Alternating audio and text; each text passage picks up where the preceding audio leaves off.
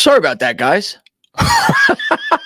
I thought I set the stream up for 7:30, and I'm arguing with people on Twitter about the Giants because I get into passionate sports talk on Twitter because I love this team so much. And luckily, one of my subscribers, I forgot who it was. Luckily, one of my subscribers was able to tell me, Chris, you're supposed to be live right now. I set it up for 7:15. I thought I'd set it up for 7:30. But nevertheless, we're live now. Need everybody in the chat to do me a favor. Stand up! New York Giant fans. The New York Giants are 7-2. 7-2. And yes, are there some things that we're going to talk about in this stream that you should be concerned about? Yes.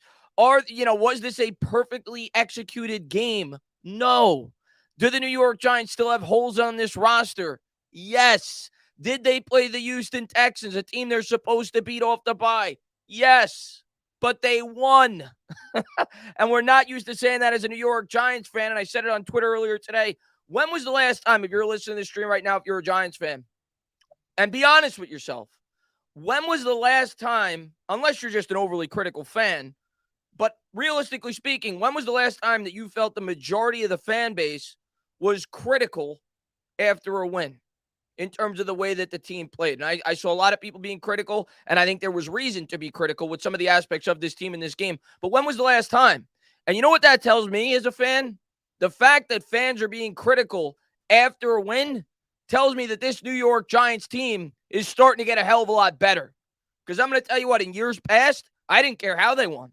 They could have won 2-0. I was not going to be overly critical in terms of the way that I analyzed the team. I just wasn't. I was going to be happy with the win that I got. And the fact that after a 7-2 start, fans are starting to say, well, we could have done this better. We should have done this better. We should have beat them in a more convincing fashion. I'm concerned about this part of it. Yes, and I think a lot of these points are valid, and we're going to talk about it throughout the stream. But the fact that we got to win, I'm happy. And we're off to a really good start this year. And Blake, man, thank you very much, man. He says, I feel like DJ was in the zone, but the play calls forced a couple of drives to stall out. Drops didn't help either. Well, yeah, I mean, he only threw 17 passes, and I think there was at least 2 drops. He was 13 of 17. Of course, Golladay had the drop, and the Giants have had drops all year. The other thing, the offensive line wasn't great in terms of pass protection, right? I mean, he got sacked 3 times. He only had 17 pass attempts. So what does that tell you? I mean, more than probably, like 20% of his, whatever it is, 15% of his dropbacks, he was sacked when he went back to pass. So, yeah, I mean, the offensive line wasn't great in terms of pass protection. The run blocking was solid. The defense, we could talk about that. I know a lot of people are just going to look at, as far as the points against. Defense didn't play well in this game. Now, they were opportunistic. They came up with some turnovers, and they were pretty good against the run. But the defense did not play well in this game. I don't care that we only gave up 16 points. The defense has to play better when we start playing better teams, and I think a lot of fans realize that. But I think they'll start to get it going, but obviously you worry about it because Xavier McKinney's out, and we'll see how they could overcome it. But there was definitely some things that left a lot to be desired on the defensive end, and as well as the offensive end. I mean, it's not like we're throwing the ball all over the yard against Houston, but I think the Giants came out with the exact game plan offensively that I thought they would, and they were able to establish dominance, with the ground attack. So I thought they did a really good job with that. But let me just shout out a couple of members and special teams, by the way. I should have mentioned that in my video today. I think I saw somebody say special teams. I didn't get a chance to see who it was in the chat. But, yeah, our punter, Gillen, he was horrible in this game. Awful in this game. He had a number of really bad punts. He had the punt that went like 20 yards. He did have that one where he pinned him inside the 10. Gillen's got a big leg, but he hasn't been good this year in terms of pinning inside the 20, directional punting, things like that. So that continues to be an issue with this team, no doubt about it. So I'll agree with you on that for sure. That was something that I actually overlooked in my recap video. The punting was really bad in this game for sure.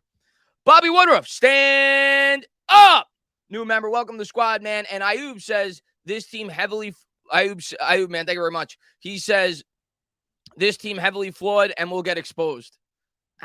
How are we going to get exposed at this point? We're 7-2. I mean, Ayub, we're playing some really good teams down the stretch. So if we lose to the Vikings or if we lose to the Eagles, I don't think any rational fan is going to explode over that. So, I think we all know, if you're reasonable, that this team has some flaws. Our wide receiving core is not good, not very good at all. Our offensive, everybody talks about how the offensive line is doing a really good job this year, and they are doing as good of a job as I think you could hope for if you're a New York Giants fan, especially in the pass blocking department. in recent weeks. But in my opinion, and maybe I'm wrong, it's not like I ever claim to be a guy that breaks down film, and I would really like to see the breakdown in terms of 12 personnel for the New York Giants, the amount of time that we use 2 tight end sets. And when you use 2 tight end sets more often than not, when you use those guys to stay in and block, yeah, it's great. It's going to help your quarterback out a bit when he drops back to pass, but you only have 2 or 3 wide receivers running routes. If the New York Giants had confidence in their offensive line, you wouldn't see as many 2 tight end sets. You'd see 4 and 5 spreads in terms of the wide receivers, and you'd see a much more open offense. So I still think this offensive line is limited. I still think they're growing, but I still think there's a lot more room for improvement with this line. And once this line gets to where they need to be, hopefully in a year or two, you're going to see a much more explosive offense. So whoever the quarterback is, and hopefully we can get some wide receivers as well. But yeah, there's still definitely some limitations on this team, whether it be the offense, the defense. We all realize the linebacking core is not the best. And now with McKinney out, we know that we need some help in that secondary. But the New York Giants find ways to continue to win football games. And that's what well-coached football teams do. That's what well-coached football teams do, and Brian Daboll's doing a hell of a job with this New York Giants team this year. If I would have told you at the beginning of the year that the New York Giants were going to be 7-2, 9 weeks in, and this is not a fluke. I said it after like week 6. This is not a fluke. This team continues to do what they've been doing. They have that identity. They're winning the time of possession. They're being smart with the football. They're not turning the football over, and they're winning games in an old-school fashion. This is not a fluke anymore, guys. Let's see what we got. And MY Giants 26, thank you for your member, says, hope you had the best birthday. Thank you, man. Hope you enjoyed the game. You hear the Giants considering releasing Golladay. Something to look at might be BS on Twitter. First off, thank you for the happy birthday wishes. Yeah, it was my birthday on Saturday, and I got an opportunity to go to the game with Greg and go to the tailgate. It was a great experience, and I may be going back for the Washington game. I don't know if I will or won't. Justin was asking me to come back, and I know Bobby's doing a big tailgate. We'll see. But obviously, I missed you guys. Looking forward to doing the stream next week with Bad Dog. Hopefully, whoever tuned in for his stream had a great time. And I'm looking forward to doing the game next week on my channel. And then Thanksgiving, I'm going to try to do that game for sure. If not the whole game, definitely part of it. Obviously, I'm not going to completely forget about my family on Thanksgiving. But if I could work it around my schedule, I'll definitely do it. So I'm really looking forward to that. As far as the Kenny Golladay thing, listen, man. Kenny Golladay, I don't know who said that. There's no legitimacy behind that. That's not happening. It cost us more money to cut Kenny Golladay than to keep him.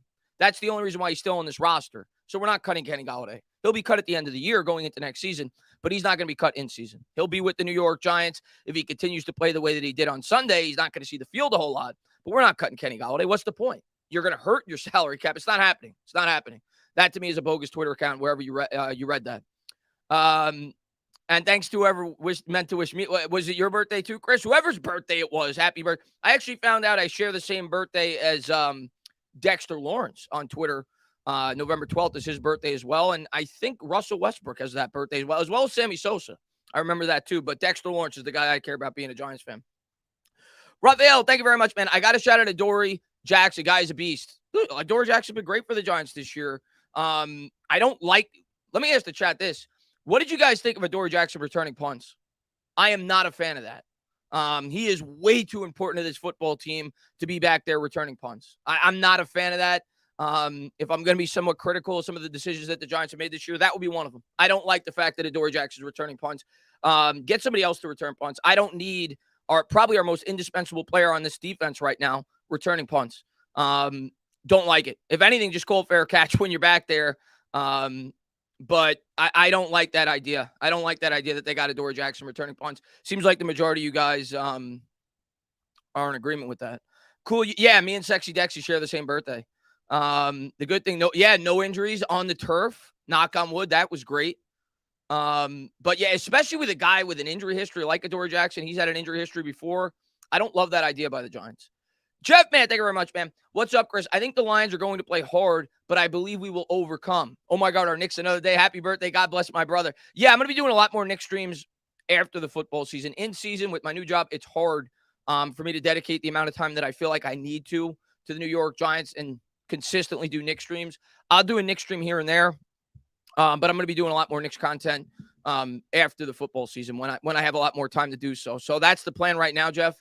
But yeah, the Knicks, I mean, up and down, helter-skelter with them this year. They're right around 500, but they've had ebbs and flows. They had a game like 2 or 3 nights ago, 2 or 3 games ago. I was watching them. They couldn't miss, and then they've laid a couple of stinkers since against the Nets, and I forgot who they played last night. They put up like 130 whatever points, but they lost by about 10. So the Knicks have been up and down, kind of what I expected going into the year. Hopefully they start to get things going, but I'm looking forward to talking more Knicks. After the football season, I'll definitely be talking a lot more Knicks.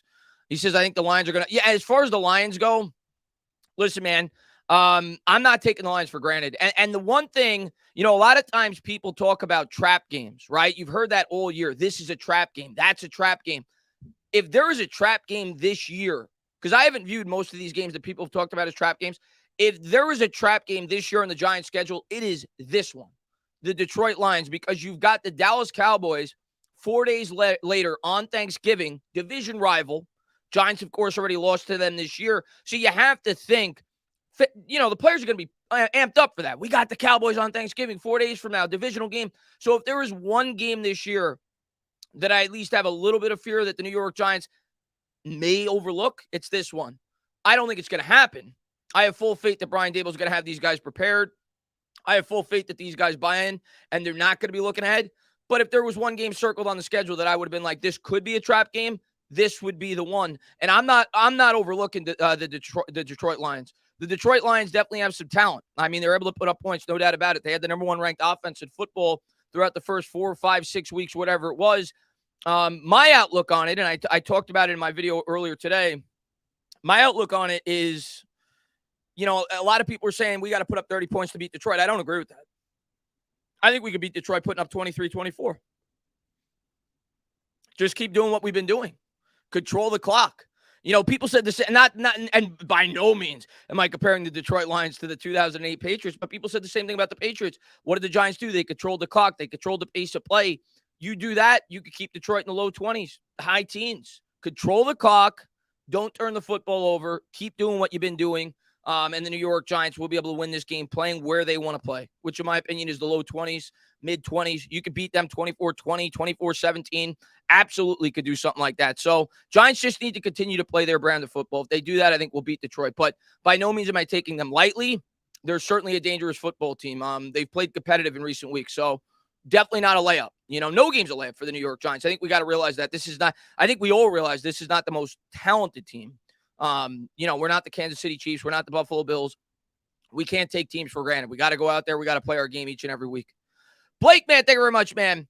He says Dex, number 1 quarterback hits and third. Dude, I didn't know that. Well, I know he had, I think he had 5 pressures this past week. And I know he had one game where I think he had 8 pressures. And I knew his PFF grade coming into this week, I think was 91 and he was, if not the highest graded interior defensive lineman, definitely among one of the 2 or 3 highest graded by their metrics. And in that game, I mean, I was up in the 300s. I could see it just as well as you on TV. The guy made an incredible impact in that game. Dexter Lawrence is going to get paid. A lot of fans, kind of want to put that off due to the fact that he's under contract after this year, but it's only 1 year. They gave him a 1-year extension. I think the Giants are going to extend him at the end of this year because if you're Dexter Lawrence, why would you want to go into next year with no guarantees past next year? And the New York Giants, by all accounts, love Dexter Lawrence. I think they're going to try to get something worked out in the offseason. I expect him to get a 3 or 4 year extension and be a very highly paid player.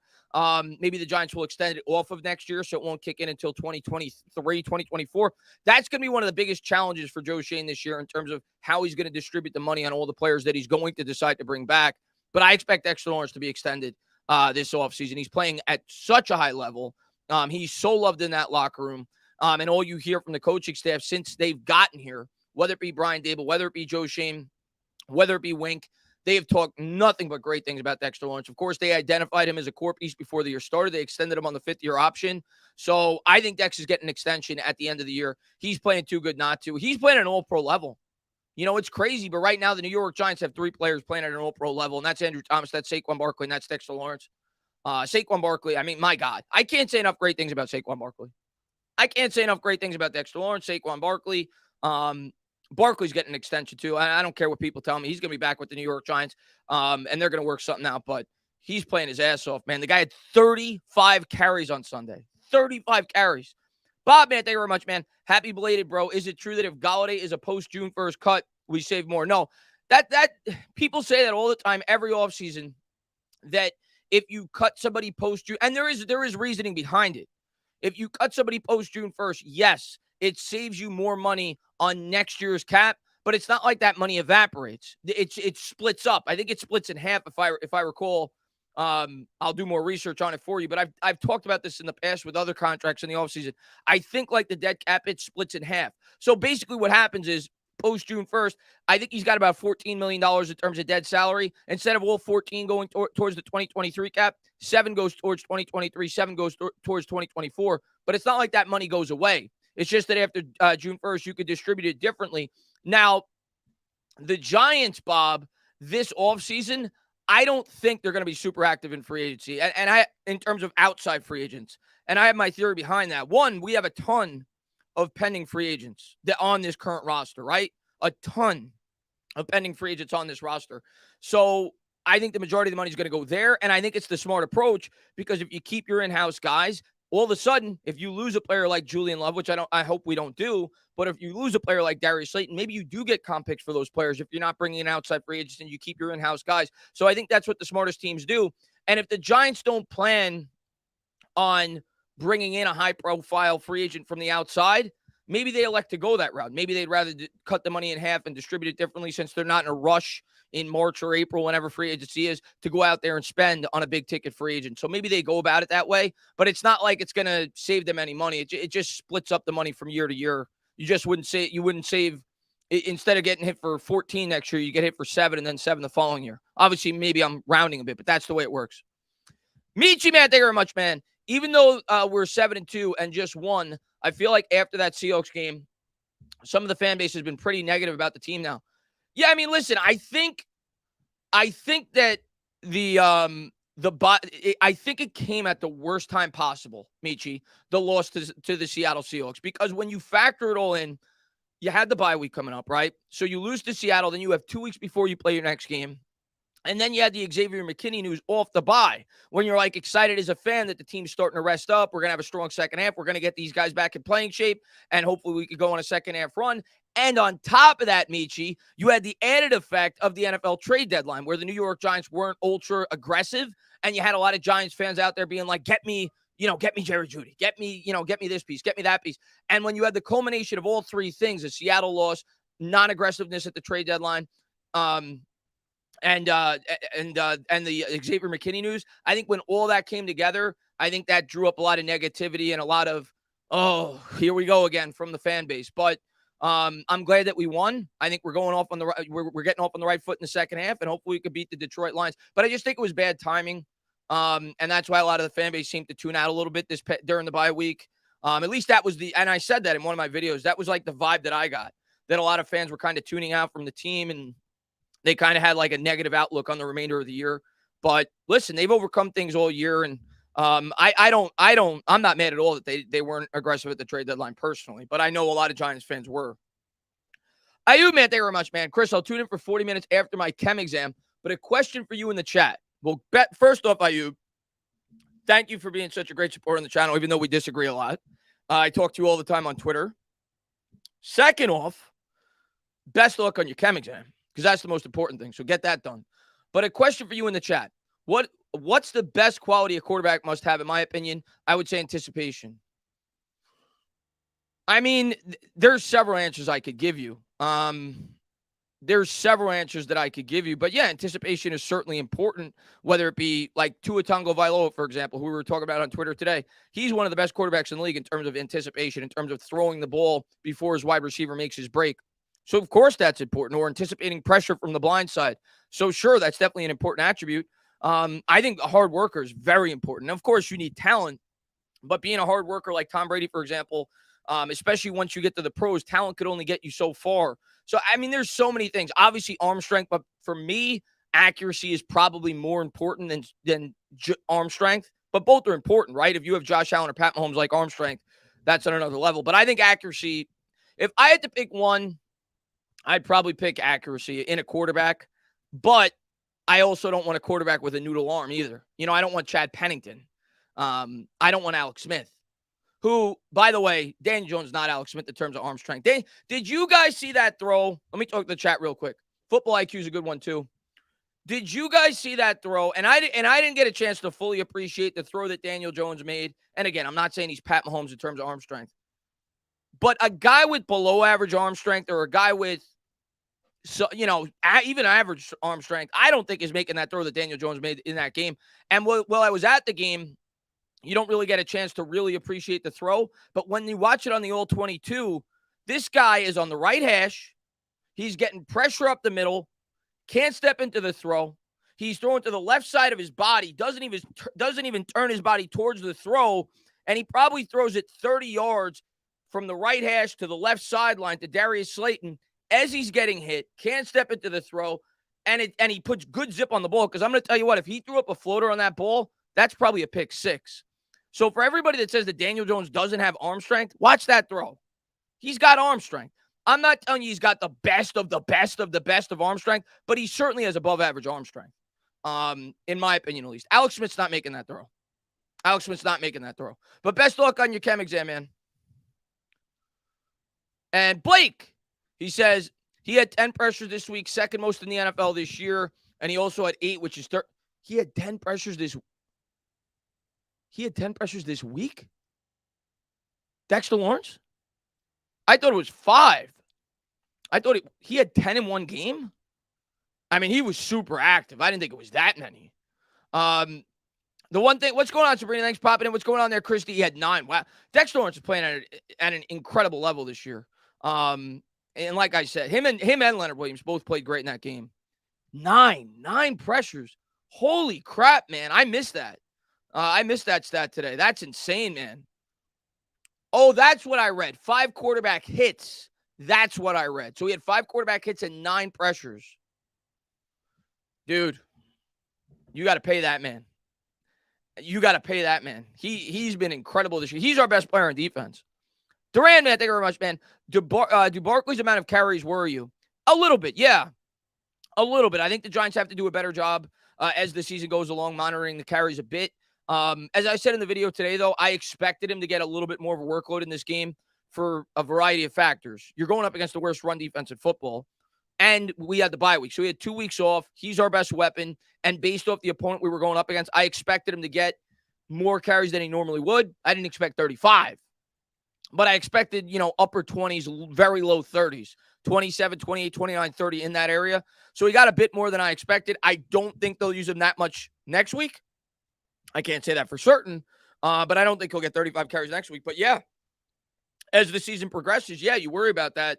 You worry about his health. You worry about his effectiveness. But coming out of the bye, going up against Houston, I kind of expect him to get a ton of carries, but not 35, like I said, more like 28, 29. But yeah, they got to do a good job with that throughout the course of the season, no doubt about that. He's not used to taking this amount of hits throughout a season. KV says, this is just for fun. I'm curious on what value you would put on Justin Jefferson in terms of draft capital. This is completely hypothetical. It's funny you bring that up. I actually made a tweet. Let me just drink my coffee before it gets too cold. It's funny you bring that up, KV. I actually made a tweet about a week ago in which I asked my followers, excluding the quarterback position, if you were to have a draft in the NFL today, which 5 players would you draft, not counting the quarterback? Because, of course, if you include the quarterback, Pat Mahomes the first pick, Josh Allen might be you're taking all quarterbacks with the first 5, 6, 7 picks, whatever. And I also wanted to brag a little bit about Andrew Thomas, being that he would certainly be in my top 5. But my top 5, and I'm actually going to amend it a little bit. My original top 5 was Andrew Thomas, Micah Parsons, not in any specific order, by the way. I'm just naming you 5 guys. Andrew Thomas, Micah Parsons, Justin Jefferson, Jamar Chase, and I had Tristan Wirfs. After thinking about it, I think I would take Wirfs out. And if I was going to go with a lineman, I'd go with Penei Sewell, who's gotten a lot better this year for the Lions, whose upside is off the charts. Or I would go with the guy from the Jets, the corner. Why is his name escape? Sauce Gardner. He'd probably be my 5th right now because a lockdown corner is super valuable. But Justin Jefferson is definitely up there. I mean, he's one of the best wide receivers in the NFL, if not the best. And he's still only 23 years old. So, yeah, in terms of draft capital, it would be off the charts. I mean, he's still on a rookie salary, right? So it would be off the charts. It would be more than what the New York Giants would probably be willing to give up. And there's no way that the Vikings would ever trade him, at least not right now. John Letourneau, man, what's going on, man? Stand up, my friend. Let's go, Eagles. Dallas sucks. Oh, John, it's unfortunate, John, that tonight you're going to have to witness your Philadelphia Eagles hopefully get their first loss. How exciting would that be if the Eagles somehow lost tonight to Washington? Giants only a game out, and we still got 2 games coming up against the Eagles. You can't lie if you're watching this right now, and I know you're trying to be as realistic as you can as a Giants fan. If the Eagles lost, you'd be a little excited. You'd tell yourself, wow, we could beat Detroit. We could get to 8-2. If we could ever beat Dallas on Thanksgiving, all of a sudden we got a shot. So hopefully you guys get your asses kicked tonight, John. But I appreciate all the support you always show on the channel. Mike Nixon, man, thank you for being a member for 33 months. Hey, Entertainer, what's up, buddy? I'm in the hospital. Dude, sorry to hear that, man.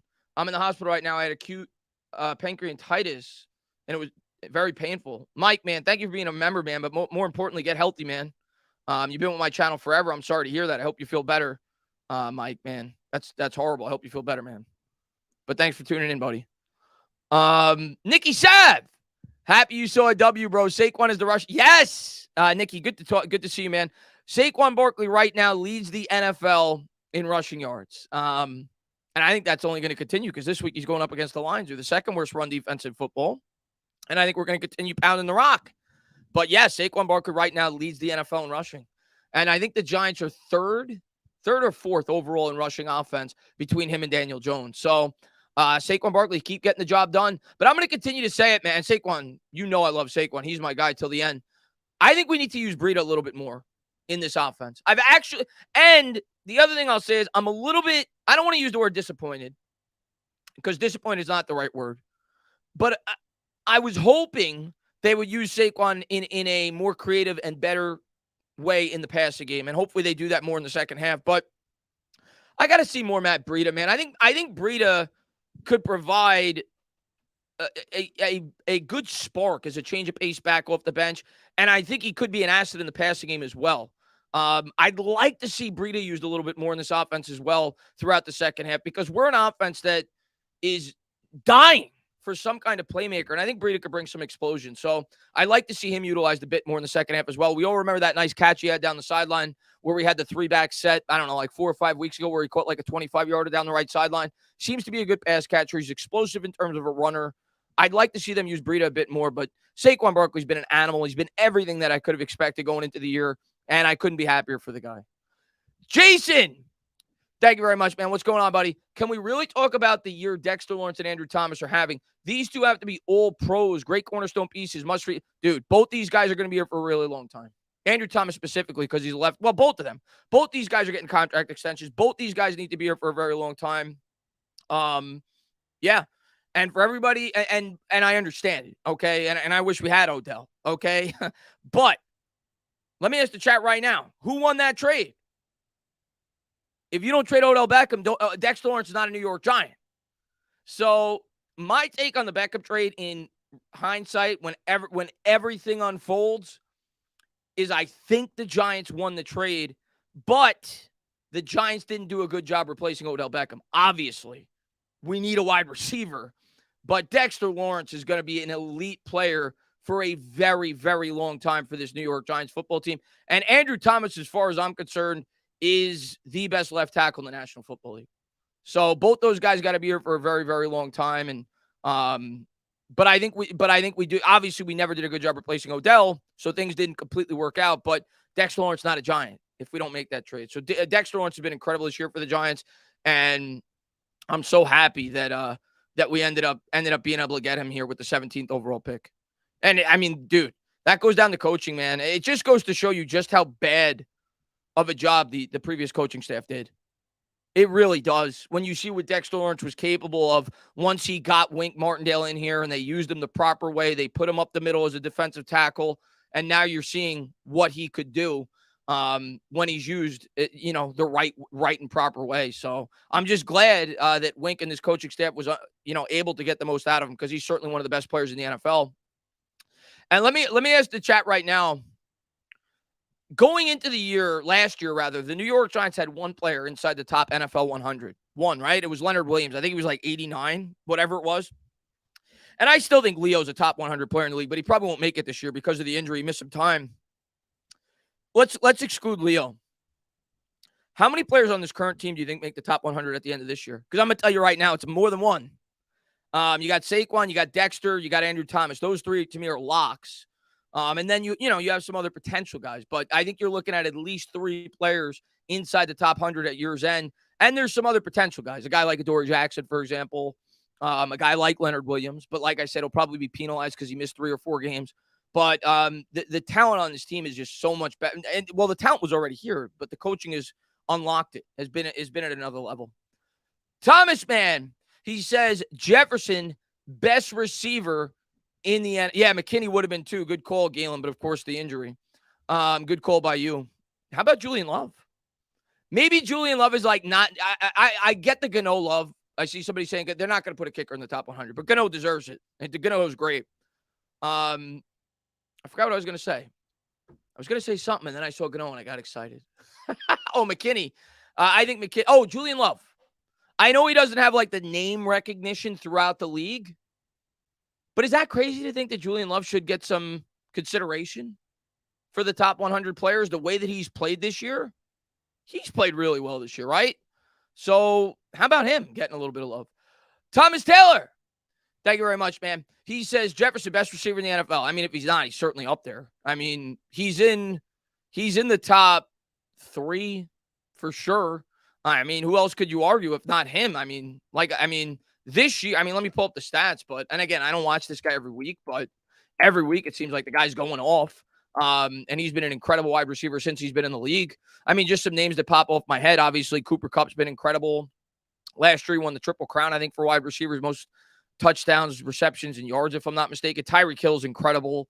Stephon Diggs is really good. Jalen Waddle's really good. Jefferson, Jamar Chase. So if he's not the number 1 wide receiver, he's certainly in the discussion. And I'd like to have a receiver like that on the New York Giants. That would be nice. Luis, man, let me just make sure I didn't skip anybody real quick. Luis, man, thank you very much, man. He says, cannot sleep on the Lions. Low-key worried about them. Listen, man, I'm low-key worried about everybody. I don't take anybody for granted as a Giants fan. And I don't think the team does either. I don't overlook anybody. But here's what I'll say to try to calm your mind, Luis, and to try to calm anybody's mind that may be listening to this stream that's worried about the Lions. Here's what I'll say, Luis. And again, not going in saying we're definitely going to win, not guaranteeing victories, anything like that. We can't turn the football over. Got to play fundamentally sound. But here's what I'm going to say about this, Luis. And I'm not saying you said this. I don't know if you thought it or not. I've heard this all season, every week. When we played Carolina week 2, so many people on my YouTube channel, so many people on Twitter told me, don't overlook Carolina. They're a really good team. They're going to put us in our place. Heard the same thing about the Jacksonville Jaguars. Heard the same thing about so many teams this year. I'm not even talking about the teams that were supposed to be good, like the Packers, the Ravens, the Titans. So many teams on our schedule this year, I've heard that. Not so much with Houston, but so many teams this year going into the game, people said those things. So I understand being cautious about this game. I'm cautious about every game, but there's no reason why we shouldn't beat the Detroit Lions. There's no reason. There's no reason we shouldn't beat the Detroit Lions. We're better coached, in my opinion. We're home. We're home for the second straight week. We don't have to travel. And they have a horrible defense. So there's no reason to think that the New York Giants can't control the pace of play. Just do what we've been doing. Play fundamentally sound, pound the rock with Saquon, and create a turnover or 2 on defense, and we're going to win this game. So I've heard this all year throughout the entire season. Don't sleep on this team. Don't sleep on that team. And we can't afford to sleep on anybody. But we should beat the Detroit Lions, at least in my opinion. But again, I'm not underselling them. They have some talent. They're definitely a dangerous team. And Harry, what's going on, man? Thank you so much. He says, why does our defense always give up points after we score a touchdown? Listen, Harry, let me ask the chat. I'm curious to get the chat because it's so crazy how week to week throughout the year, your outlook on a football team in terms of their strengths and weaknesses can change.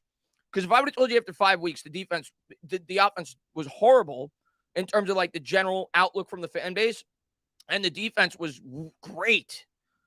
I bet you right now, if I ran a poll, and I'm not going to do it because I don't know how to, because I'm horrible with computer, I'll just read some of the quotes in the chat. What are you more confident in right now with this New York Giants football team? Their offense or their defense? Because I'm going to tell you, I'm more confident in the offense. And I also think some of the defense's success in recent weeks is because of the offense. The fact that we haven't given up too many points is because we win the time of possession by 8 minutes every week. So the defense isn't on the field as much. I'm more confident right now in the offense than the defense. I really am. And my opinion may change in 3 weeks. But right now, today, I'm more confident in our offense than our defense. We got defense, we got offense, we got defense. Defense is opportunistic. Our red zone D is good. And I'm going to tell you another thing. Where our defense is excelling in. Our third down defense, I looked this up today, I was shocked at how high we were ranked. The New York Giants' third down defense is second in the National Football League. Let me pull it up real quick. Let me find it. We did a good job again this week. 30% of the time they converted on third down, which is right around our yearly number. I'm going to pull up the stats real quick. But we're second right now in the NFL in third down defense, which we're bending but not breaking. And we've been good in the red zone. We came up with some. And James, like I said, week to week, my opinion changes. Maybe next week I feel like the defense is the strength of the team. But I wouldn't say it's like clear offense for me, but I right now I'm a little more confident with. But that may be biased because the Giants in the last 3 weeks have not gone up against very good offenses. So, I mean, defenses, I should say. They have not gone up against very good defenses, right? So they've been able to move the ball more effectively than they would against a team like the Cowboys, for example. We definitely have holes on both sides of the ball. But the defense has to get it together, and I think they will. The one thing that was really encouraging in this game from a defensive standpoint, though, the run defense started to play much better. And maybe, because in recent weeks, I kind of chalked off our poor run defense to the fact that we were dedicating more of our attention in terms of defending the pass, which is why we were giving up so many yards on the ground. That was at least my line of thinking. Maybe this week, the New York Giants dedicated more attention towards stopping the run, and that opened up opportunities for the opposition to be able to throw the football. But at the end of the day, the New York Giants were opportunistic. They came up with turnovers, and they held strong when it came to third down. So there's holes, and we need to see a lot more improvement. But the Giants' defense for the year is still getting the job done. Let me pull up these stats real quick. So, yeah, this is where the Giants currently rank at third down defense. The Giants are only surrendering a first down on third down 32.71% of the time, which is second in the league. Tennessee's 1, Green Bay's 3, which ironically, we beat both of those teams. And I think we were able to score in the red zone on both of those teams. The Titans, the number 1 third down defense, and Green Bay, who's the number 3 third down defense, who the Giants did a really good job converting on third down. I don't know about Tennessee, but we did a really good job against Green Bay, who at the time had the number 1 third down defense. So right now, the Giants rank second in the NFL in that category. So we're doing a really good job in terms of third down defense for the year. In the last 3 games, it's still been really good, 33.3 as opposed to 32.71. So we've been really consistent in that category. So let's see. Yeah, Washington is 4th, Chris. Washington's 4th in red zone defense. Our third down defense, I should say. Our third down offense is, I think, middle of the pack. I think we're 15th, which is a huge upgrade because we were like at the bottom in like the first 3 or 4 weeks. We were like one of the bottom like 3 or 4. Right now, I think we rank 15th. So we've gotten a lot better in that category up from an offensive standpoint as well.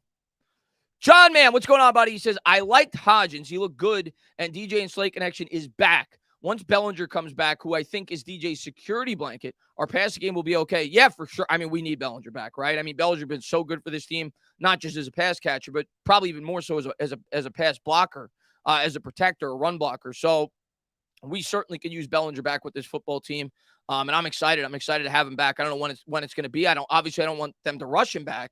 That looked like a very serious injury with the eye, but certainly could use him back in this offense whenever he's, ready to go, but excited to get him back for sure. Slayton has always had good chemistry with Daniel Jones. The only question with him in recent years is, can he hold on to the football? He's had a lot of drops, but he's always been a guy that Jones has favored in terms of throwing the football, and he had to play the game this past week. I mean, I think it was kind of a combination of both Jones and Slayton on that play.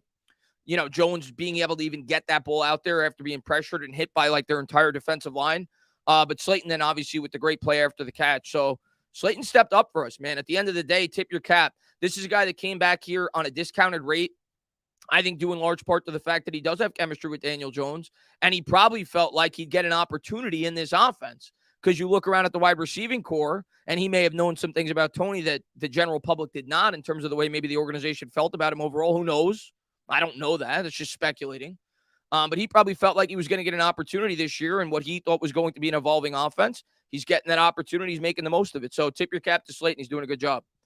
All right, man. Thank you very much, man. Did you have a good birthday, Chris? Looked like the tailgate was pretty lively. Dude, yeah, I had a blast. I had an absolute blast going to the game, getting to hang out with my brother, getting to hang out with Nikki Stacks and Justin and everybody else that was there. A number of my subscribers came by, said hello, took some pictures. It was cool. Always cool when I get to go to a Giants game, hang out. And it was certainly lively. I was playing Flip Cup. I was playing Flip Cup for the first time in about 12 years. I think the last time I played Flip Cup, I was 25. I was playing Flip Cup, getting hammered before the game. But it's always fun, man. It's always fun going to a live Giants game and getting to tailgate with some great Giants fans, getting to talk football. I had an absolute blast. Had a lot of fun. Got to meet a number of great Giants fans. I must have had like 3 people come up to me and ask me to come hang out at their tailgate. So it was a lot of fun. It was a lot of fun getting to talk to all you guys if you're in the stream listening. And Justin's awesome. I've always said that. Justin and Bobby are awesome. They got a great podcast. And we hit it off. I mean, I remember when I first went on their show, it was about like 2 years ago, maybe. I can't even remember, but I was in like a Twitter group chat and they weren't on YouTube yet. They were just starting and getting ready to go on YouTube. And they're like, oh, you got to go on Justin and Bobby's podcast. At the time, I didn't even, I think at the time they had like the biggest Giants podcast, but I didn't even know because I'm not in the world of podcast. Even though this is technically a podcast, but it's a YouTube channel. I'm not on like Apple iTunes or any of that, which is what they were on. And we talked and we hit it off. 2 great guys. They got a great channel. And Justin's awesome, man. Bobby is too. Bobby wasn't there, but Justin's awesome. And I had a great time. Let's see what we got. Tuto! What's going on, man? Thanks for popping in, man. What's going on? Let me say hello to a couple people in the chat. What's going on, Billy O'Sullivan? What's going on, Dustin Mosley? What's going on, Flip? What's going on, Timothy Furf? Raphael DeLune in the chat. Chris D in the chat. Galen in the chat. Nobody asked Bad Dog about where you were. Alan Clark. I think people knew where I was. I had a lot of people in my my comments tell me they missed me. I appreciate that. But yeah, I think people knew where I was. What's up there, R&B Stranger, man? What's going on there, Jacob Kelly? What's going on there, John S. Christy in the chat, Eric Harrison in the chat, Mary Walsh in the chat. You were at the game yesterday. That's awesome. The crowd was loud, Mary. The crowd was loud. Now, I know people told me, what's up there, David G, man? Thanks for popping in. I know people told me that the crowds have been louder this year than that game, and I'm sure they have been. I obviously don't go to every Giants game. For me personally, and I try to go to a game a year if I can, that was the loudest Giants crowd I've been to. I'm sure I've been to a lot of Giants crowds, but it's been a long time. Like, I think the 2011 crowd against the Packers was definitely probably louder, but it's been a long time. That crowd was loud. People were banging the seats on third down. It was pretty loud. Definitely an energetic crowd, and it's good to hear with the team playing better. What's going on, Slurpee Dyer, the sports influencer, Dan Veer singing in the chat. I'm on my girl's tablet. It's Ryan, Chris. I think the Eagles lose. They better lose tonight. The crowd's been great. What's up, Big Pat, man? What's going on, Michael Sharon, man? Thanks for popping in. What's going on there, Richard Judge? Eric Harrison in the chat, man. Thanks for being here, buddy. Thank you to everybody for being here. Appreciate all the support you guys always show. If you haven't done so, hit that thumbs up, subscribe, ring the bell. When Bad Dog took the sunglasses off and then the Texans started to do a little better, it was hilarious. Listen, you can't take the sunglasses off. What's up, George, man? Thanks for popping in. So, Tuto, my man, what's up, buddy? Massive salute to the birthday boy, Tana and Senor Guzzo in the chat. Dropped by to pay our proper respects and all the diehard Giants fans around the world and slap all the stinky boys losers. You better slap them tonight, Tuto. Tuto, you better slap all the birds tonight, man. Do whatever you got to do to get that team a loss. I would love to see it. KV, what's going on, man? Meant to tell you, saw one of my patients watching a stream of yours on their TV. That's hysterical. That's awesome. Thank you, man. It's always cool when you run into somebody that watches your channel or you hear stories like that. But thank you, KV. John Letourneau says, see, I show you as a Giants fan some respect because I felt bad for over the last 5 seasons. Okay, I see, Chris. But the Mets choke. But please beat Dallas, okay? We're going to beat Dallas, and then we're going to beat you. John, it's okay, man. You don't need to respect me. I don't respect your Eagles. I respect you. I don't respect your Eagles. I don't expect you to respect my Giants. Uh, that's part of the fun of being a fan. I can't stand your football team. Blake, what's going on, man? Dex, 9 pressures is the most by a player over 320 pounds since 2006. Holy crap. Dude, he's playing on another level. And I remember he had another stat like that. I forgot what game it was. He had another game this year where he had like 7 pressures, and somebody said something similar to that, where he had the most pressures since so-and-so date for a guy over 320 pounds. So he's had like 2 games like that, where he's been the first guy over 320 pounds in a really long time to be able to get that amount of pressures. I don't remember which game it was, but he's had a couple of games like that this year where I've read some insane stats of him on Twitter. So he's been incredible this year. Week 4, it was week 4, he had 8. So yeah, he's been incredible. Joshua, what's going on, man? I drank the Kenny Golladay Kool-Aid. Shame on me. Listen, Josh, no shame on you. I think a lot of us drank the Kenny. I don't even want to call it the Kool-Aid, the hype. You know, I didn't even buy into the hype. I bought into the hope. I bought into the hope of Kenny Golladay. I didn't buy into the hype. I bought into the hope. Because as a Giants fan, you're hoping that somebody could put it together in that wide receiving core over the second half, and hopefully that's going to continue to be Darius Slayton. But yeah, after this past game, and a lot of it's probably mental and so on and so forth, I don't have any expectations for Kenny Golladay throughout the rest of the year, and I hope he proves me wrong. I hope he goes out there and he has 100 yards next week. But I'm not drinking any more Kool-Aid with Kenny Golladay until such time I start to see him put up results with this Giants team. He's just not it. He's not it. Hodges is better right now. He's not it. He's not it. He wasn't the answer. It was a horrible signing. We move on at the end of the year. He's just not it, man. Let's see what we got. Hope Aid brought to you by KG. What's going on, Juice Man? Thanks for popping in. Golladay visited the ATM today. Yeah, he did. And Duran, re-sign Moreau, and for how much and how long? It comes down to his market. But if he's not going to cost too much, which hopefully he won't, sure. But it comes down to his market. The Giants have a lot of players they have to sign. Hopefully him being one of them. I'd love to keep every player on the roster if we could. But you got to realize as a fan, that's not going to happen. Some players are going to stay, some players are going to leave, and they're going to have to identify which guys are the most important players to keep. If I had to guess, if he has a increased market, he's probably going to go. We don't have the money. And they're going to have to hope that one of these younger players could replace it. But if you could bring him back here cheap, by all means, do it. He's been great for the Giants this year overall. He's definitely stepped in and overall had a good year. It's hard to tell when I'm there live. I don't think he had a great game this past. The secondary in general didn't have a great game this past week. But overall, Moreau's had a really good year for the Giants. But my guess is we're probably not going to be able to keep him. You're not going to be able to keep every player. But again, if he's really cheap, why not, man? Bring it back. Blake, he says, if Kayvon didn't get held every play, he would be top 100. Yeah, Kayvon to me didn't, and I agree for the most part. He's had a lot of games where he's had a pretty big impact, even though it may not show up on the stat sheet. This past game, he didn't pop off the page for me. At least while I was there live watching at the game. Maybe if I saw it on the TV, I'd have a different perspective. Didn't jump off the page to me. The guys that jumped off the page to me were Dexter Lawrence, Leonard Williams. Those were the 2 guys on defense that really stood out. Didn't really see him making much of an impact on that side of the ball. I still love Kayvon. I still think he's going to be really good, but I don't think this was one of his better games. Yeah, no, I know he had the strip sack. Let's see.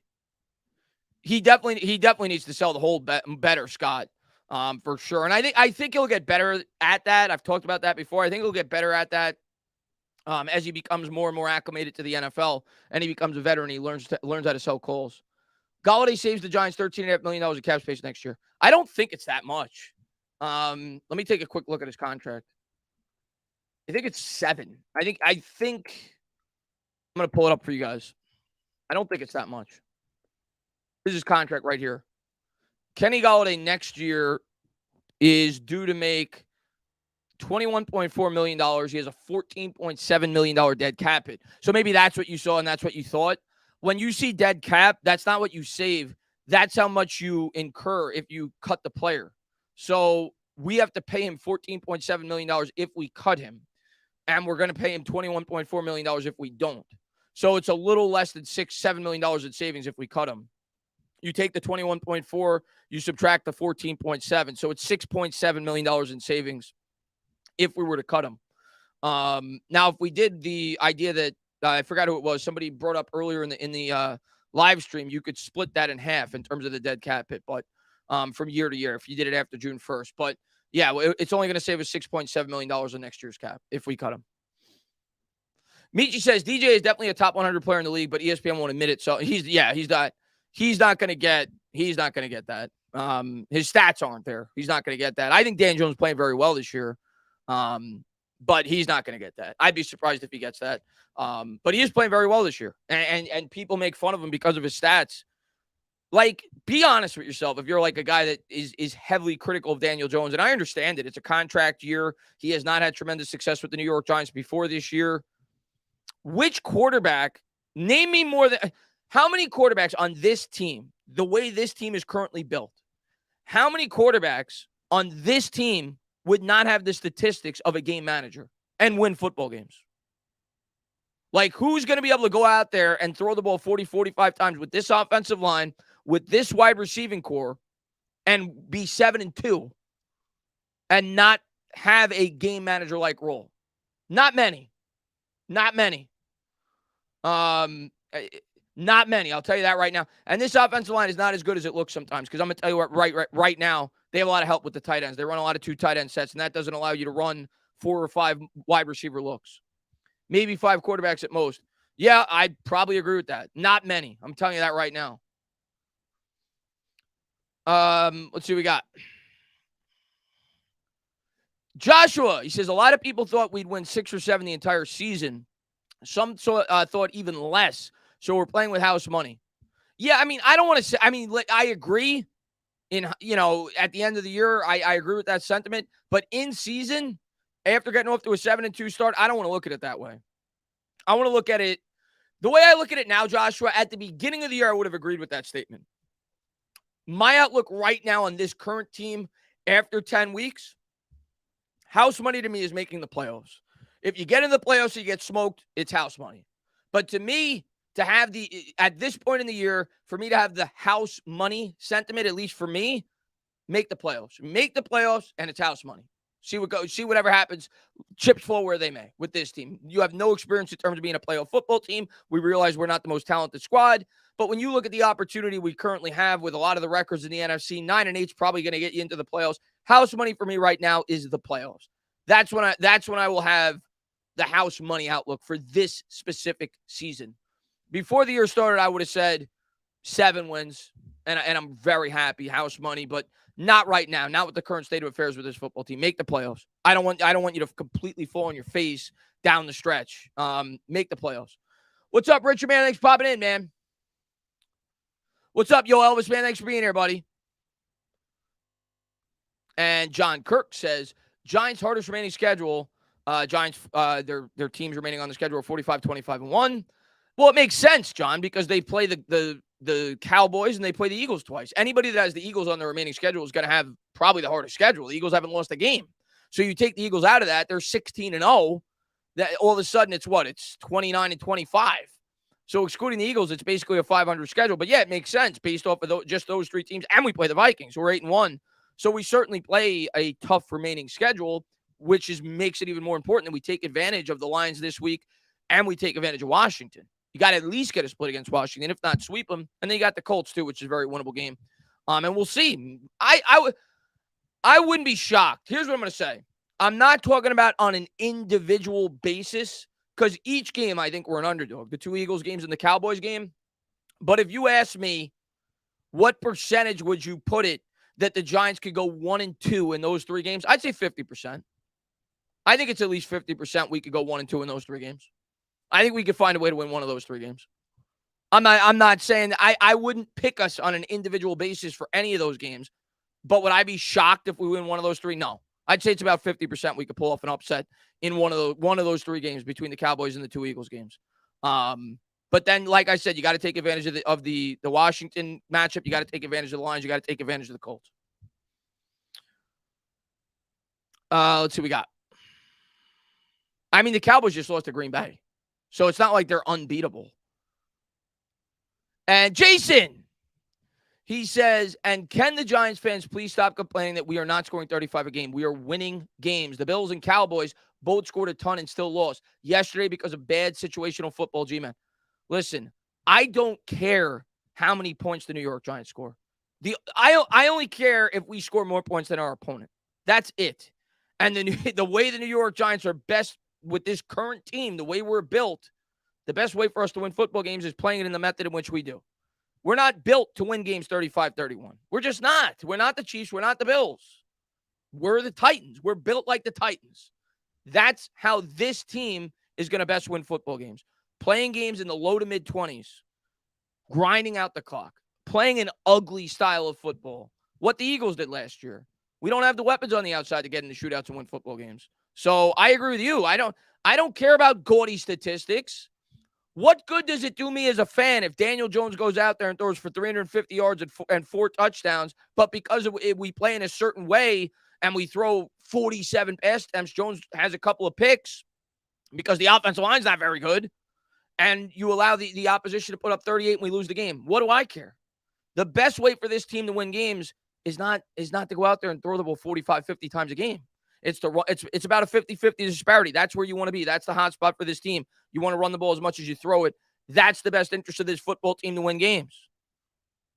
It just is. It's like the comparison that I made last week when somebody brought up our offense versus other offenses.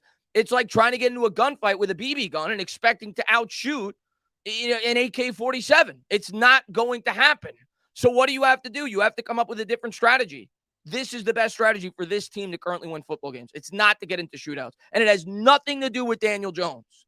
Nothing to do with Daniel Jones. Because I'm going to tell you what right now, if Daniel Jones was on the Miami Dolphins, he could get into shootouts and win football games. If he had if he had Tyreek Hill and Jalen Waddle, he'd get into shootouts and win football games. If he was on the Eagles with Devontae Smith and A.J. Brown, he'd get into shootouts and win football games. His surrounding offensive roster, he doesn't have the wide receivers. And he doesn't have the line that can hold up without extra added protection from the tight end spot. So that's how this team is best built to win football games. And that's how they're going to continue to win it if they're going to. Let's see what we got. Eagles are going to win by 5. I don't even have the game on, so they probably will. Washington's not very good. Patrick, he says, okay, people, stop with the negative talk. This is not the same team 5 years ago. This team has heart, and they have something to prove. So stand up, New York Giants fans. Let's go, Patrick, man.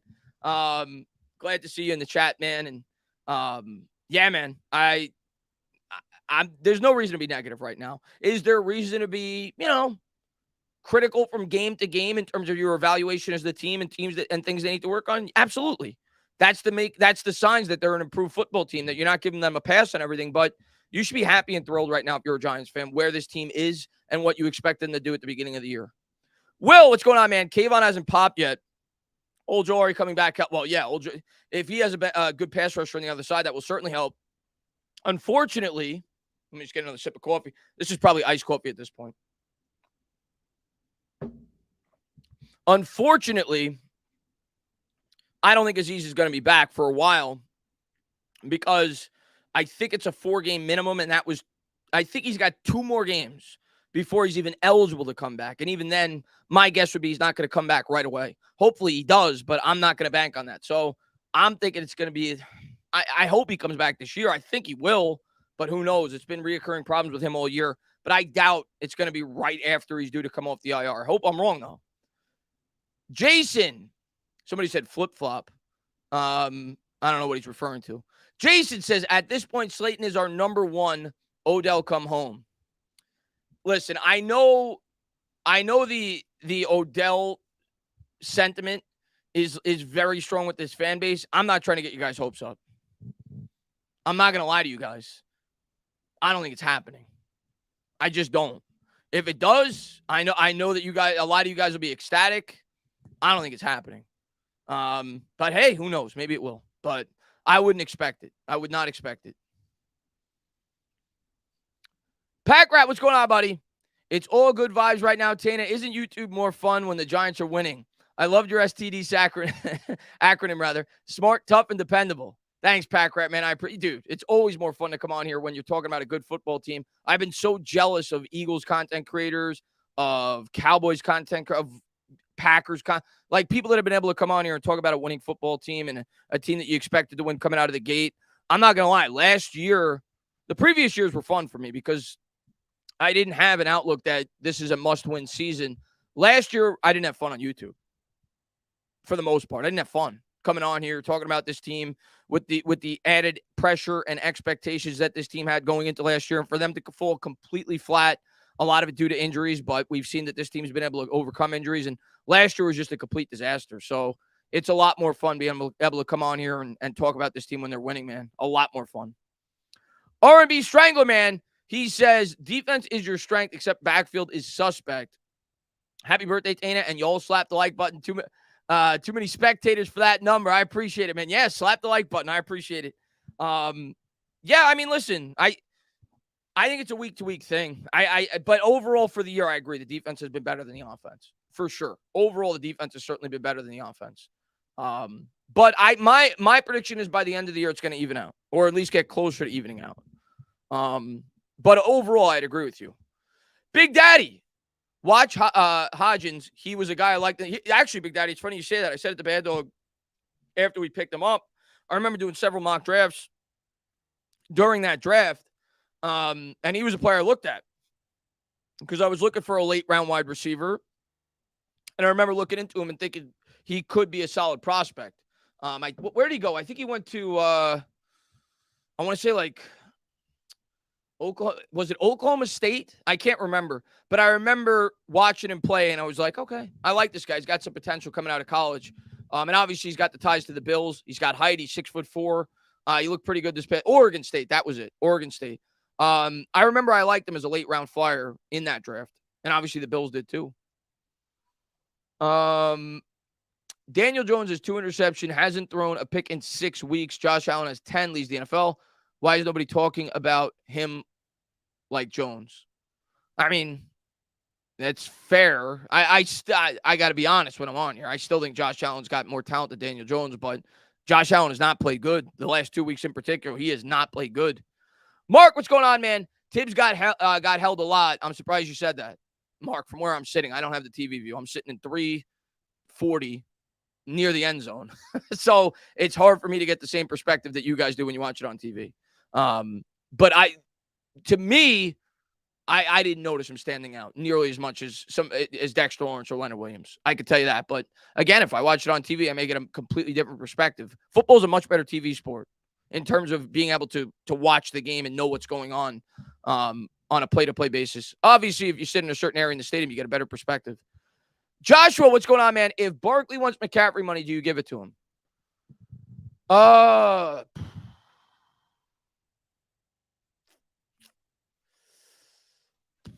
What's going on, Brandon, man? Thanks for popping in. What did McCaffrey get? I don't even know. Let me look at Christian McCaffrey's contract.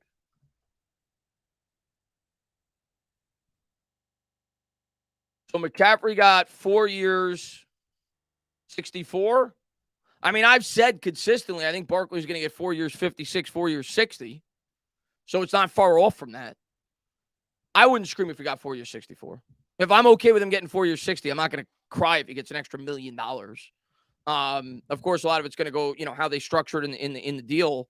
My preference would be a little cheaper. My preference would be like 4 years, 56. But I think the most important thing with the Saquon contract is you don't go more than a 3-year commitment. And a 4-year deal is a 3-year commitment. I don't want to give more than a 3-year commitment because he's already 25. So if you go like a 4 or 5 year commitment, you're talking approaching 30 for a guy that's had, a pretty significant injury earlier on in his career at a position where they tend to break down by around the age of 28, 29 or so. So I don't want them to go more than a 3-year commitment. If it's an extra $1 million, whatever. To me, it's the years more so than anything else. That's the most important thing. I don't care about the per year average personally. Not that much. Not if you're talking an extra $1 million or $2 million. But thank you, Joshua. And what's going on? Dominic Mannix popping in. He says, happy belated birthday. Love you, bud, man. I appreciate it, man. Thanks so much for being here, buddy. As a matter of fact, I would go as far to say, and I don't think we're going to get him on a 3-year contract, a 2-year commitment. But let me ask the chat, what would you rather do if you're Joe Schoen? I give you this option. Option 1, you sign Saquon Barkley to a 3-year, $52 million contract, $17 million a year on average, but you could get out after 2 years. Option 2, 4 years, $60 million. So it's only $8 more million total, but you can't get out until after year 3. I would rather pay the extra $2 million per year on average and be able to get out after 2 years in case he gets hurt. And if things work out, you could always extend them. So I would rather give him the more money per year if it makes the commitment shorter if I'm Joe Schoen. I'd give him 18 a year if I get out after 2 years as opposed to 3. What's up, Jabari, man? Thanks for popping in. What's up, T? What's up, Scott? I watched just to hear Ronnie says, I watched just to, I don't know who he's referring to. You referring to me? You still got 3 elite years. I mean, listen, I want him to be here for the next 30 years. Nice to see you at the game on Sunday. Oh, you were there? Oh, that's right, Javi. Yeah, I got to see you, man. You were from, I think you were from Texas. It was a pleasure getting to meet you. But anyway, let me get to Nelly. Nelly, man, thank you. Not man. Woman, I've met you before. Tina, how was the game? So happy the Giants are 7-2. We can actually seriously think about the postseason. Yeah, I can't wait for the postseason because I think we're going. I would say right now, let me look at a playoff chart real quick.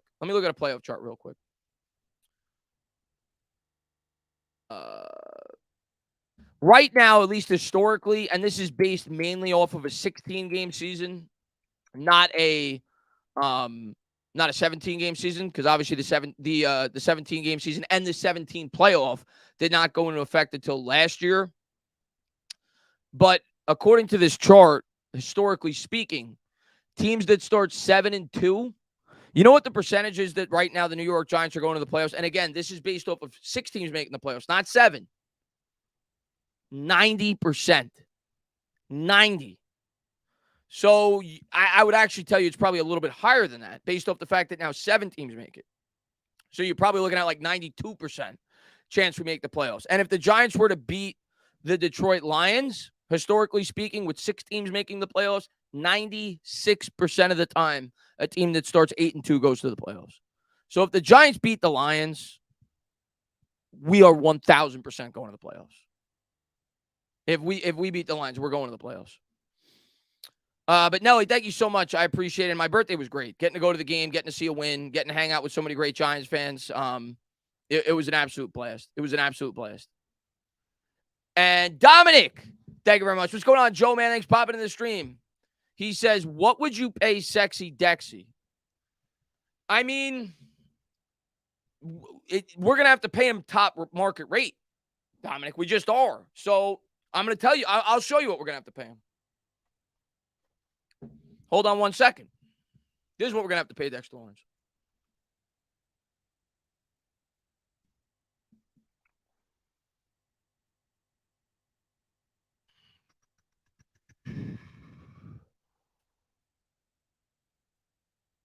I'm looking for the defensive tackle list. Okay, so I'm not going to go by Aaron Donald because Aaron Donald's in a class of his own. Okay, I'm not going to go by that. Okay, he's in a class of his own. But this right now is the chart for defensive tackles. So exclude Aaron Donald because he makes $11 million more than the next guy at the position. Okay, so I don't think he's hitting that. But you have DeForest Buckner at $21 million. You have Chris Jones at $20 million. So it's going to exceed that $21 million mark because every year the market goes up. And if you extend Dexter Lawrence, it's going to be more. It's going to be probably $22, $23 million a year on average. That's what you're going to have to pay Dexter Lawrence. That's the going rate, but they're going to have to do it. He's worth it. They're going to have to pay that man. So you're probably looking at an extension that probably won't kick in until 2024 if they could play him out on the 5th-year option and then extend him off of that. but you're probably looking at like a 4-year, $88 million, 5-year, whatever it is, $110 million contract. You're probably looking at something like that. He's going to get high-end, top market rate for the defensive tackle position because of his age, because of his upside, because of how important he is to this defense. So that's what he's going to get. And Dominic, man, thank you very much. Let's see what we got. And Mark says, if we give Golladay $72 million, we could give Barkley 60. Yeah, that I mean, I agree, but we shouldn't have given Golladay $72 million. But I agree that I think Barkley, and I understand it's a risk. It's definitely a risk. But Barkley's a risk I think you have to take. You have to. Now, you do it within reason. I'm not giving him more than a 3-year commitment. But there's certain guys. Obviously, he's the best, in my opinion, the best running back in football. When you factor everything in, he has no help on the outside. The teams know they have to overcommit to stopping the run. He's got maybe an average in terms of run blocking offensive line, and he's still able to lead the league in rushing. Like, he's carrying this offense on his back this year. But outside of just his play as a football player, he's also like the lead, probably the guy that these players in this locker room look up to more so than any other player on this team. The guy carries himself as good as you could ever want a New York Giant to carry themselves in terms of being a leader. He takes full responsibility. He stands up for every player on that football team. He's exactly what you want in a New York Giant. So that has to come in. That has value in itself. So you bring him back. He's part of your core pieces. You bring him back. I don't care that he's a running back. You bring him back. And Russell says, agreed ain't about Saquon. He's running, though, like that ACL injury didn't exist, a la Adrian Peterson. There are intangibles as well. There you go. I was just talking about the intangibles. But, yeah, it's more so than just he's a running back. He's one of the leaders of this football team. There's more. You have to take that into account as well. I know it's like GM sitting on the couch who don't. But trust me, Joe Shane takes things like that into account. They're going to pay him. He's coming back. It's just a matter of what the contract is going to be. Fabian, he says, missed you yesterday. Hope you had a blast. Overall grade. Thank you so much, Fabian. I had a lot of fun. I'm looking forward to calling the game this next week, hanging out with all you guys, all you crazy lunatics again this week, and hopefully the New York Giants get a win. I'm really looking forward to it. But what do you mean by overall grade? You mean in terms of the way the Giants played? If that's what you mean, this is what's so encouraging for this game for me. I left that game feeling overall as a team. I'm not talking about individual players. I'm not talking about individual units. The team as a whole, factoring in all three phases, special team, defense, offense. I left that game feeling like the Giants provided a C performance, maybe a C+. Maybe a C+. And what's encouraging about that, and I understand it's against the Houston Texans, but tell me a year in recent times where the New York Giants could provide a C+ performance and win a game fairly comfortably. The Giants didn't play their best game. They didn't even play close to their best game as a football team, and they still had that game pretty much start to finish. Like, I don't even think the game was as close as the final score indicated. So, as a team, I would grade the Giants like a C or a C+ in that game. The special teams was bad. The defense definitely had holes in it throughout the course of the game. We had some key drops in terms of the offense. The offensive line in terms of pass protection was not very good. So I would say like a C or a C+ throughout that game. But again, in a way, that's encouraging that we didn't play near our best game, and we still won fairly comfortably. And T says, how do they set up wild card teams? Who do we play? So, I mean, it obviously depends on the seed that we get, but we're right now, I think we'd be the 5 seed because Dallas lost. So Dallas is the 6, and the 7, I think, would be the 49ers at 5-4. If we win 10 games, we'd probably get the 7 if I had to guess, because I think Dallas will probably win at least 11. And I think the 49ers are going to get hot down the stretch. That's just my prediction on them. So if we win 10, we'd probably get the 7. If we win 11, we'd probably get the 6. And at that point, if I had to guess right now, and this is with 8 more weeks or whatever it is left in the NFL season, I think the 1 seed will be the Eagles. Their schedule's just way too soft. The 1 seed's going to be the Eagles. The 2 seed will be the Vikings at 8-1. So if we got the 7, we'd play them. The 3 seed, I think, is in the end is going to be the San Francisco 49ers. I think they're going to win the West. And I think the 4 seed will be the Bucs. So if we get the 7, we'd play the Vikings. If we get the 6, we'd play the West Division winner, whether that be the Seahawks or the Niners. And if we get the 5, we'd more than likely play Tom Brady and the Bucs. That's the way I'm looking at it right now. And if you ask me which team, if I could pick what I want to play out of those 3 teams specifically on the road, the Niners, the Vikings, or the Bucs, I'm picking the Bucs. We're talking about 50-year-old Tom Brady. I'm picking the Bucs. And if not the Bucs, I'm picking the Vikings. The last team I'd want to play is the 49ers. If I could pick. But I'm picking the Bucs. Tommy B.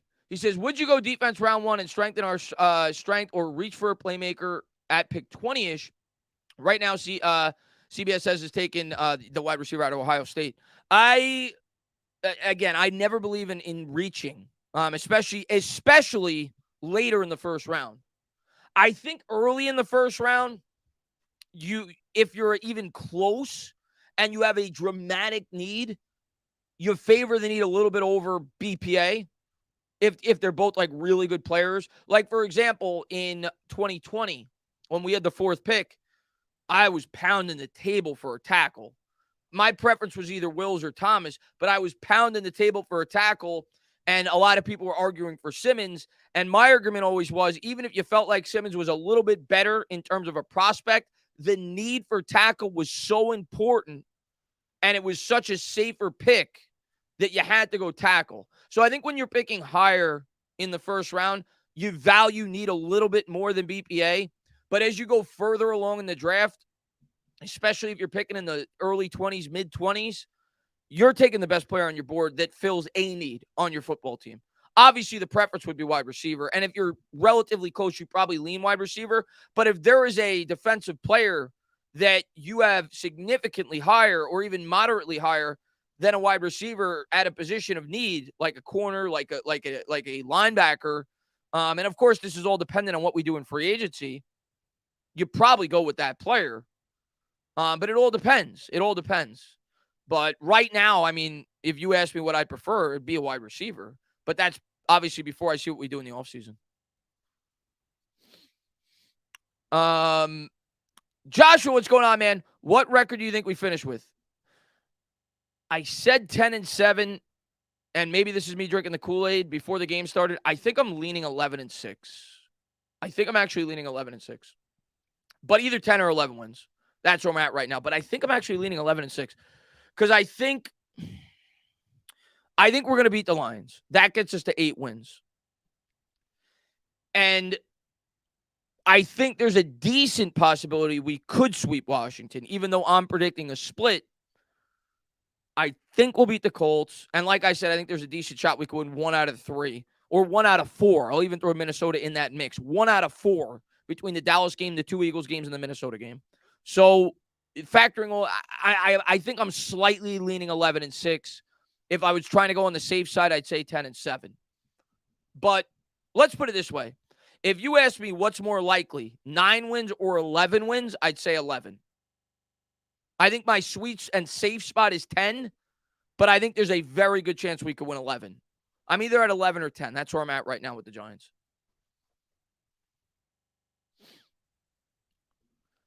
And Fabian, thank you very much, man. Bring the Sheagles. We could beat anybody. Hey, man, let's go. Happy birthday. I sure hope so, man. And I agree. Any given Sunday, anybody could win. And I think if we come out with a good game plan, we could keep the game close. And if you can keep the game close, you got a chance. If the Giants could establish the run against the Eagles, Jones plays mistake-free football, and you could force Hurts to throw from the pocket. Maybe you force a couple of turnovers. You give yourself an opportunity. I'll worry about the Eagles when we get there. You're picking 12-5? I like it. I think I'm slightly leaning 11. But don't go by me, guys. I mean, I had us going 7-10 at the beginning of the year. And a lot of people said that I was being unrealistic. A lot of people were saying, Chris, you're being way too hopeful. But I had us going 7-10 at the beginning of the year. So don't go by me. They've already proven me wrong. They already have 7 wins. So if I think 10 or 11, maybe they'll win 14. I don't know. Don't go by me. The Giants have proven me, and most people wrong the entire year. So hopefully they continue to do that. A.J. Brown's hurt. Really? Wow. Fabian says 15-2 book it. I sure hope so. Peter says I got 13-4. Mike says, always a pleasure to hang with the chat with all of you guys. Many fun things have had me dying on this chat over the last couple of seasons. I always love hanging out with you guys. So thank you guys for all the support you guys always show. So apparently, Washington, Philly. Yeah, I'm going to watch probably the second half of that game after the stream. So Washington, Philly's tied 7-7. Good. No, I'm not watching the game, Matthew. I don't like to watch the game while I'm talking to you guys in a Giants stream. So I don't even want to get distracted. I want to hang out with you guys, talk about the topic. You guys can give me updates, but I'm going to watch the second half. Nico, what's going on, man? We started 7-2. We regressed to 500 for the rest of the season. We'll win 11. If we win any more, it's 12. I hope so, Alex. Today's your birthday. Happy birthday, man. Thanks for popping in, man. 16-1. We're getting they moved it to 17 games. Yeah, it's been 17 game season now for 2 years, man. It was 17 game season last year too. Last year the Giants had 9 road games. They had 8 home games. This year it's 9 home games, 8 road games. They alternated every year. But yeah, it's been 17 game season now for 2 years.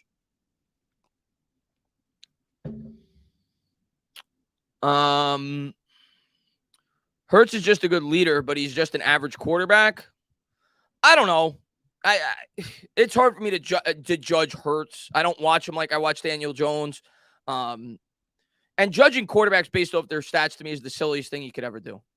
Because there's so many variables that goes into what makes quarterbacks successful in the NFL. You give most quarterbacks what Jalen Hurts has, they're going to put up pretty good stats. He's got arguably the best wide receiver core in the league, and he's got probably the best offensive line in the league. So I don't watch Hurts week to week, so I can't tell you. I could tell you this. I don't think the Giants have a better record if Jalen Hurts is our quarterback. I'm not saying we have a worse record. I don't think we're 8-1 or better if Jalen Hurts is our quarterback. I really don't. That's my honest opinion. Let's see what we got. Tana, what up, buddy? Happy birthday. How was the game? Was great. Giants won. That's the most important thing.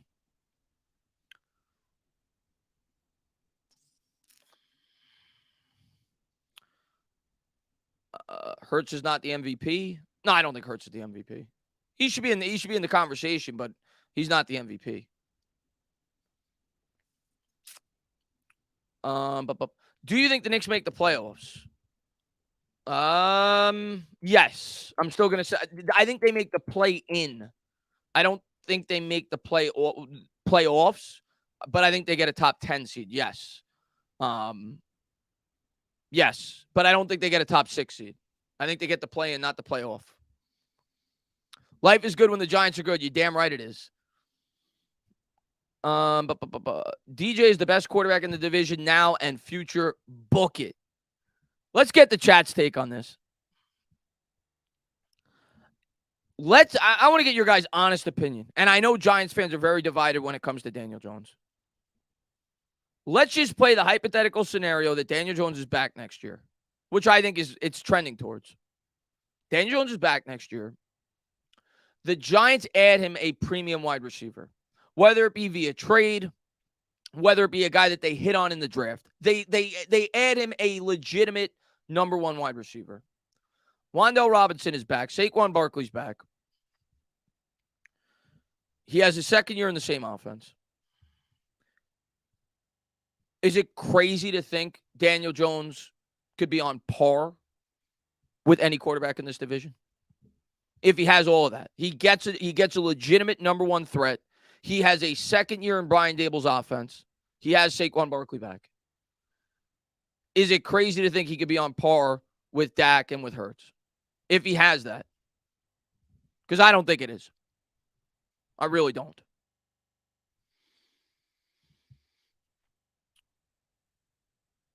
Let's see what we got. And Christopher McNeil, man, thank you very much, man. Tyler says yes. Daniel Jones is underrated. Michael Sharon says, honestly, Daniel Jones is the best quarterback in the NFC East. Honestly. No, they'd be peers. Yes, I have faith in DJ. Ben says, nope. I've never thought Dak was great. I always thought Dak had a great support system. I didn't say playing at best, Russell. I just said I predict they'll be in the play-in, Russell.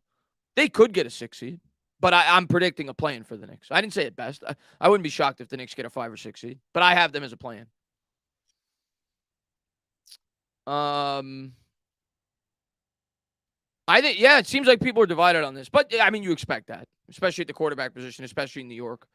But I really believe if Jones had a very good receiving core with this play caller in this offense, if this line becomes what I think it'll become next year, I think Evan Neal's going to be a very good right tackle, and the interior hopefully improves.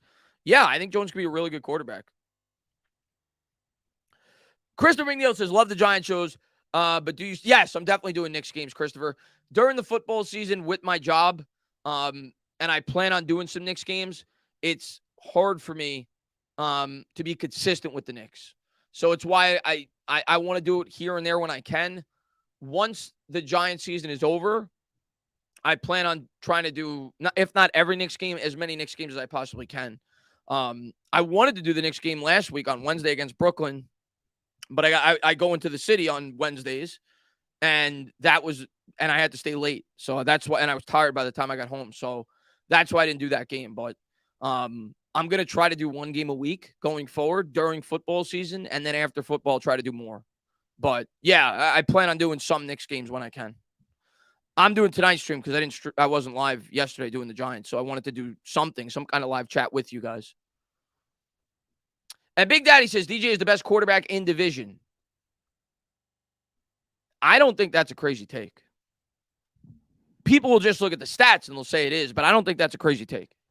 I would lean towards Hurts just because they're undefeated. He's putting up great numbers, and most people are going to say Jalen Hurts. But I don't think it's crazy to think that if Daniel Jones was on the Eagles, he'd be putting up great numbers. I don't think that's crazy to think that at all. It's Max Beach, man. Thank you very much, man. Jalen Hurts isn't making that throw to Darius Slayton if he was a New York Giant. DJ deserves more respect. I agree with you. That was an incredible throw. I heard you are the god of Flip Cup. Listen, I started off slow on the Flip Cup, David. I hadn't played Flip Cup in about 12 years. So the first round or two, I was flipping about 9 times, and everybody was getting upset. They're like, oh, my God, what is this guy do? I said, relax. I'm like Daniel Jones, I said. I'm like Daniel Jones. Give me give me a little more time. Let me get acclimated to my fourth offense in 5 years. Give me a little bit more time, and I get the job done. By the third go-round, I was hitting on all cylinders. I was the MVP. First 2 go-rounds, it was shaky. I was in the Jason Garrett offense. Things got a lot better. Jameson, man, what's going on, man? Thanks for popping in the stream, man. Hey, Tana, who do you think will have the best career, Hurts or Jones? I mean, Hurts is going to have a better career if the Giants can't support Jones the way that the Eagles support Hurts. But if all things are equal, I don't think it's crazy to think that Daniel Jones could have the better career. Let's see what we got. Majesty Williams says, how different do you think the roster will be next year? I don't think it's going to be as different as I thought it was going to be before the year started. I think a lot of the players are coming back. Yeah, I think they're bringing a lot of these guys back. So I don't think it's going to be as different as I thought it would be at the beginning of the year. I think you're going to have the same quarterback. I think you're going to have the same running back. The wide receiver room is going to be completely different. The offensive line will definitely have at least one addition, whether it be in the draft or whether it be in free agency. On the interior, we may add a tight end. Who knows? Probably not. Yeah, we probably will in the draft. Maybe in like the 5th or 6th round. Linebacker, we're definitely going to add some linebackers. Might add a corner. Not might. We will add a corner. So there's obviously going to be some changes. There is every offseason, but I don't think it's going to be as drastically different as I thought it would be before the year started. I really don't. Somebody asked me a question that I wanted to answer. Is Authentic in here? I missed him if he was. Somebody asked me a question I thought was good, but I missed it.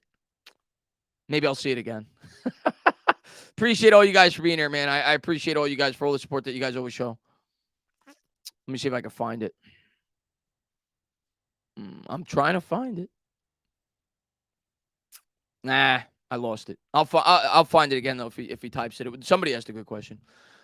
Chris, what do you think is the problem with Golladay? Is he just watched? Yeah, I think it's a combination of he's washed, and I think it's a combination of the mental factor. You know, you go back to Evan Ingram. I think a lot of that had to do with mental.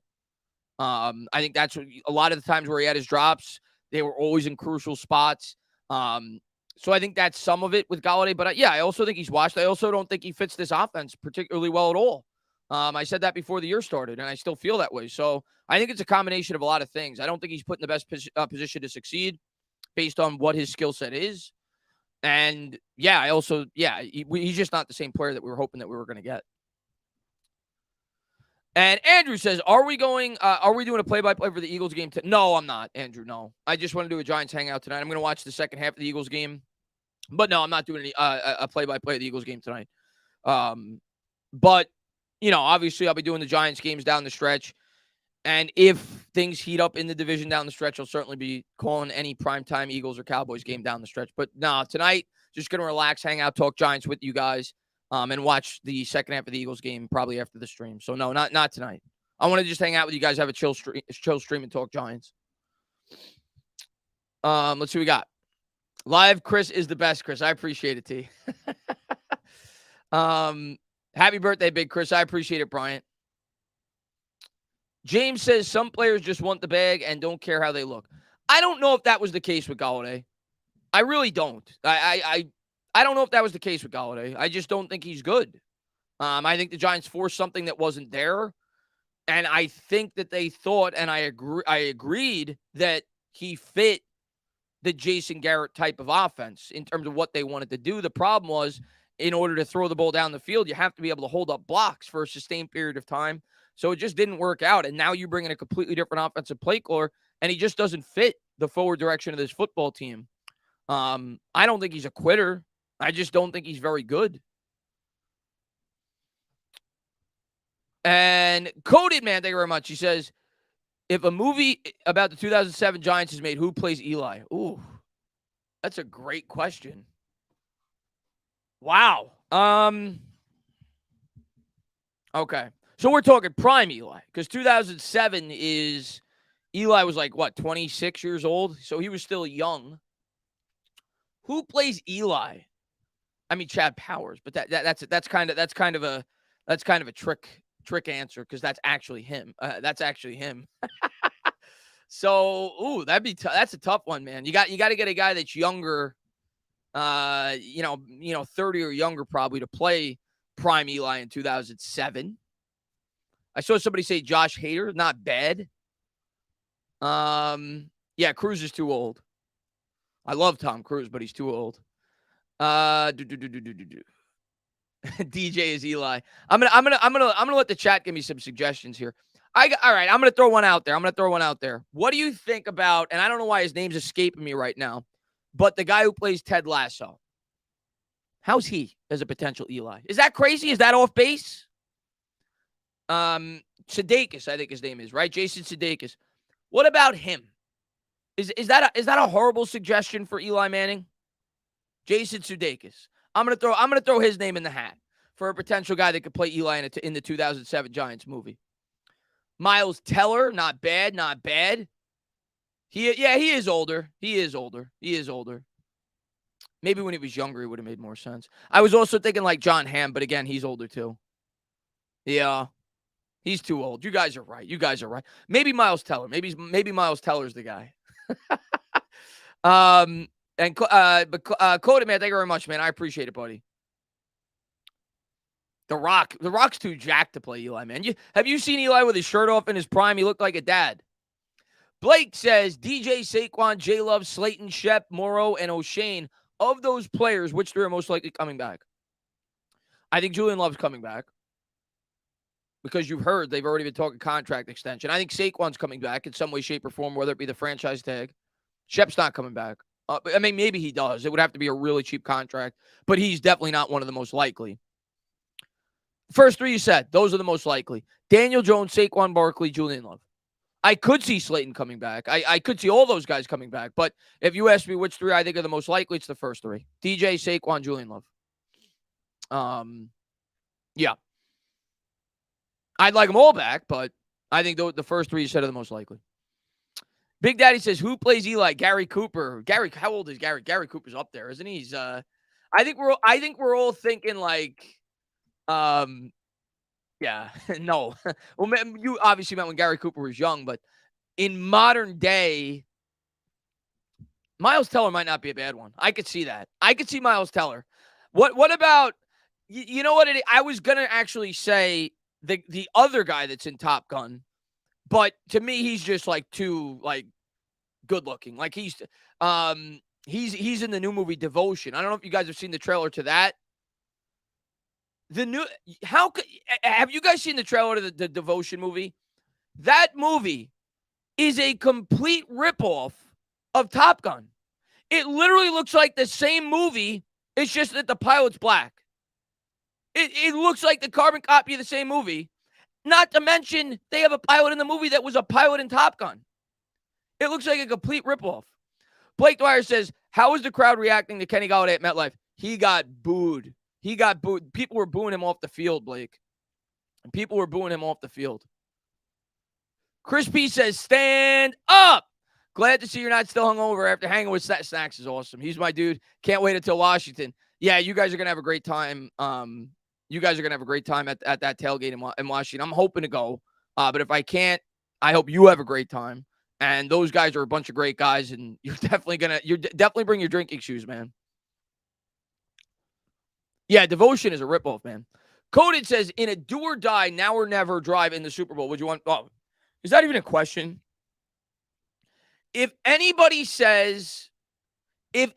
in this chat says that in a do or die drive, game on the line, season on the line, playoff atmosphere, you would rather have Peyton Manning than Eli Manning, you never watch Peyton Manning and you never watch Eli Manning play.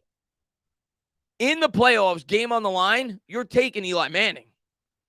And by no means am I telling you that Eli Manning is a better quarterback than Peyton Manning. He is not. But in that specific circle, you're taking Eli Manning. It's not even close. You're taking Eli Manning. The game was great, Giants plug. I had a great time, man. Great time. Joshua, what's going on, man? Daniel Radcliffe is a huge Giant. I did not know that. That's, of course, the guy that plays Harry Potter. It should be an in-house fan. Teller is an Eagles fan. I did not know that he was an Eagles fan. So, yeah, he can't play Eli Manning. No, that can't happen. What would you say to Gettleman, Judge, and Shermer if you saw them at a bar? Okay. First off, I don't know what I would say to them. Like, I don't know. Pat Shermer was a horrible head coach. But I never hated Pat Shermer. Like, I did not like Ben McAdoo. I'm not saying I wanted Pat Shermer to be our coach here for very long, but he wasn't like a horrible guy. Joe Judge is just a young guy that I don't think was ready to be a head coach in the NFL. And Gettleman, I'd probably have a great time with. I'd probably have a great time with Dave Gettleman. I'm not telling you I love some of the things he did for the New York Giants, but anybody in this chat is lying to themselves if they don't think that they could have a couple of laughs sitting at a bar with Dave Gettleman. I think that was part of his charm, at least with me. He seemed like a guy that definitely could make you laugh and had a personality. But I would tell him, thanks for the Kenny Golladay contract. That's what I would tell Dave Gettleman. Thanks for the parting gift. That's probably what I would tell you. Tell him, thanks for the Kenny Golladay contract. Sports Biased says, I hope you weren't booing him. No, I didn't boo him, but a lot of the crowd was booing him. But I'm actually going to disagree with that. And Sports Biased, I'll say this. I don't boo athletes. Now, well, I shouldn't say that. I boo opposing athletes. Like when I go to a baseball game and, Bryce Harper's coming up and I'm a Met fan, I'm going to boo him.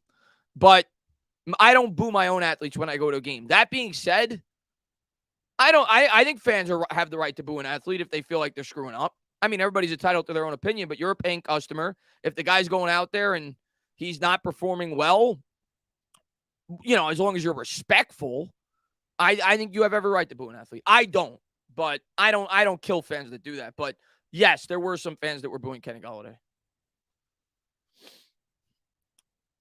That would be interesting. Drunk at a bar with Dave Gettleman. Yeah.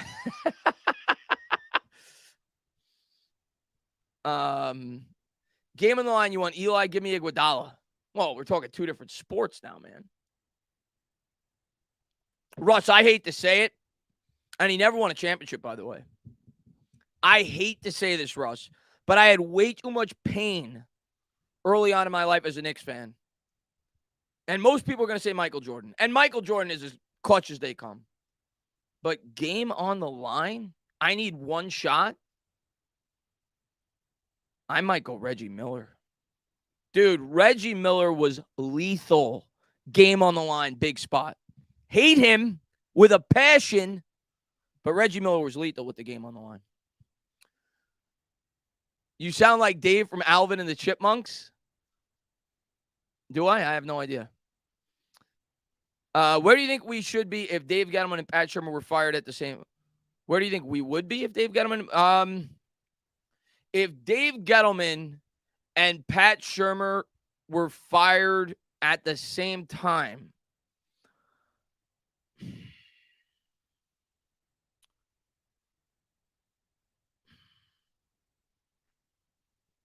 okay, here's what I'm going to say. If they were both fired at the same time, whoever was the head coach they brought in 2020, it may not have been Joe Judge, because you're going to give that GM free reign, would still be your head coach today. That's where we're at. So if they brought in, I don't know who it would have been, but if they brought in, throw a name out there, whoever it is, I'm just going to throw his name out there, even though it wouldn't have been him, just because it was the first name that popped in my head because he interviewed with Dave Gettleman. If they brought in Louis Riddick and Louis Riddick chose Joe Judge, they'd both still be here because they would have been on the same timeline. So that's what I'll say. But there's no way of ever knowing. And Blake, thank you very much, man. Saquon is 69 yards from 1,000. Saquon's on pace to have 2,000 scrimmage yards, which is what I predicted he'd have at the beginning of the year, and I think he's going to do that. I think he's going to surpass that. He's been incredible this year, and he's going to have over 1,000 yards by the end of the next game. 14-10, is that the score right now? Let me take a quick look. 14. I guess Washington just kicked the field goal because I see 14-7 on my end, but they must have just kicked the field goal. So hopefully Washington pulls off an upset. Washington been playing better lately.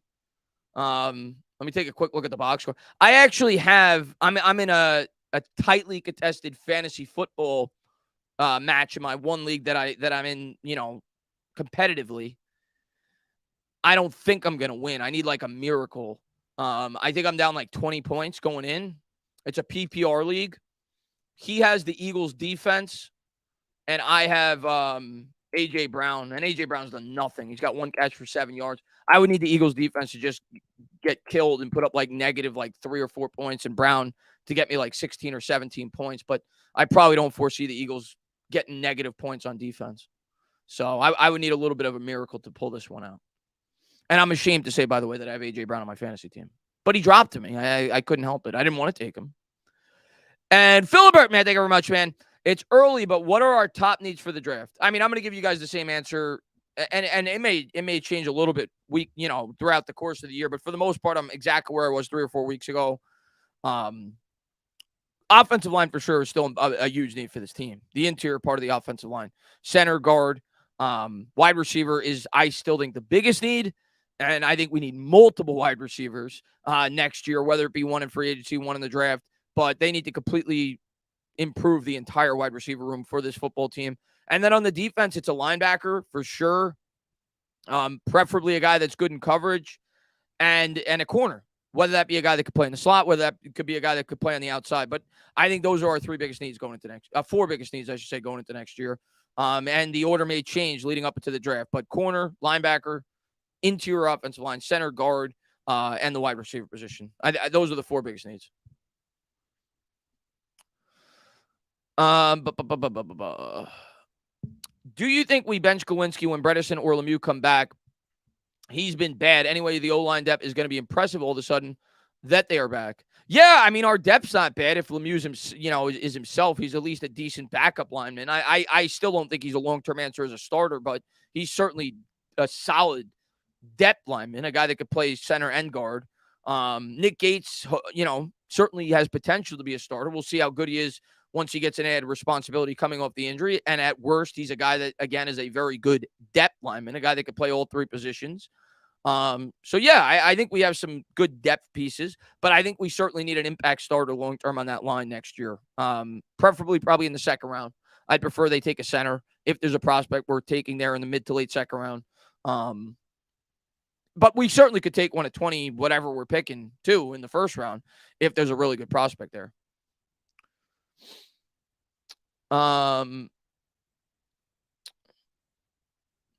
Giants are using all the O-line on jumbo situation. Yeah.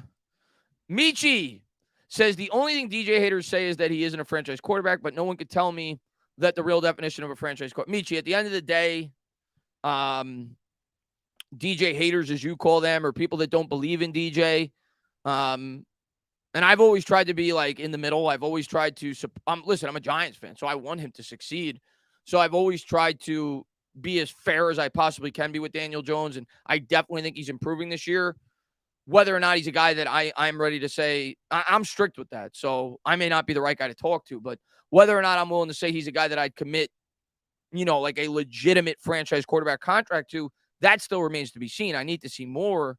But the people that just hate Daniel Jones to hate him, the people that want him to fail, I don't want to paint everybody the same. Not everybody that doesn't believe in Daniel Jones want him to fail. Most don't. But the people that don't believe he could ever succeed, they're going to move the goalpost. They're going to shift their argument to support what they believe. A lot of these people were using the argument that he turns the ball over too much. They're no longer using that because they can't. A lot of these people were using the argument the guy can't win football games. They can no longer use that anymore because now he's winning football games.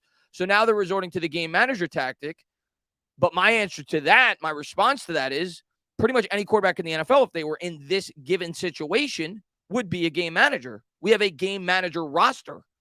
Whoever the quarterback is, my argument would be when you have Isaiah Hodgins as one of your 2 or 3 starting wide receivers, your best option to win football games is going to ask your quarterback to be a game manager, especially when you have Saquon Barkley in the backfield, especially when you have an underdeveloped offensive line.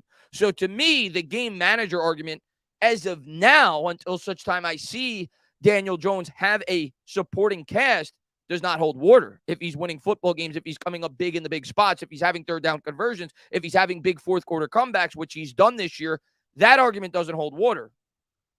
Let me see him when he has a cast, and let me see what he does when he has said cast. That's my outlook on Daniel Jones right now. And Sports Biased, thank you very much, man.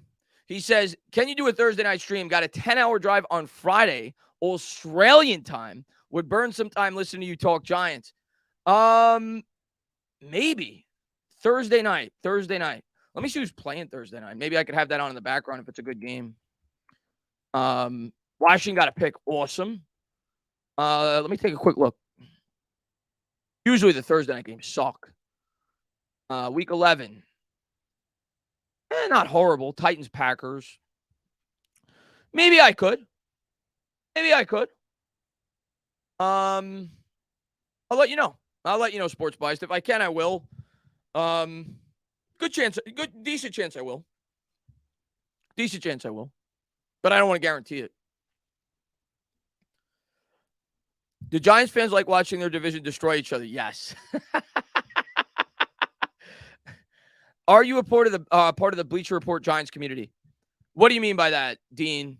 No, but I don't know what you mean by that. Like, do I work for Bleacher Report? If that's what your question is, no, I don't. I'm not a big fan of Bleacher Report, Dean, if I'm being completely honest with you. I don't find their articles, for the most part, I can't speak in general. There may be some really good writers for them, but I don't find Bleacher Report to be very credible in a lot of the articles that I've read in the past. But no, I'm not a part of Bleacher Report. Tana, what's the word on Neil and Aziz? Are they coming back? Not this week, I don't think. I mean, we'll see. We'll get an up. Well, Aziz, we know is not coming back because he's on the IR. Neil, maybe, hopefully, but I haven't heard anything. I mean, hopefully throughout the week we get positive news on him, but we know Aziz isn't coming back. He's still on the IR.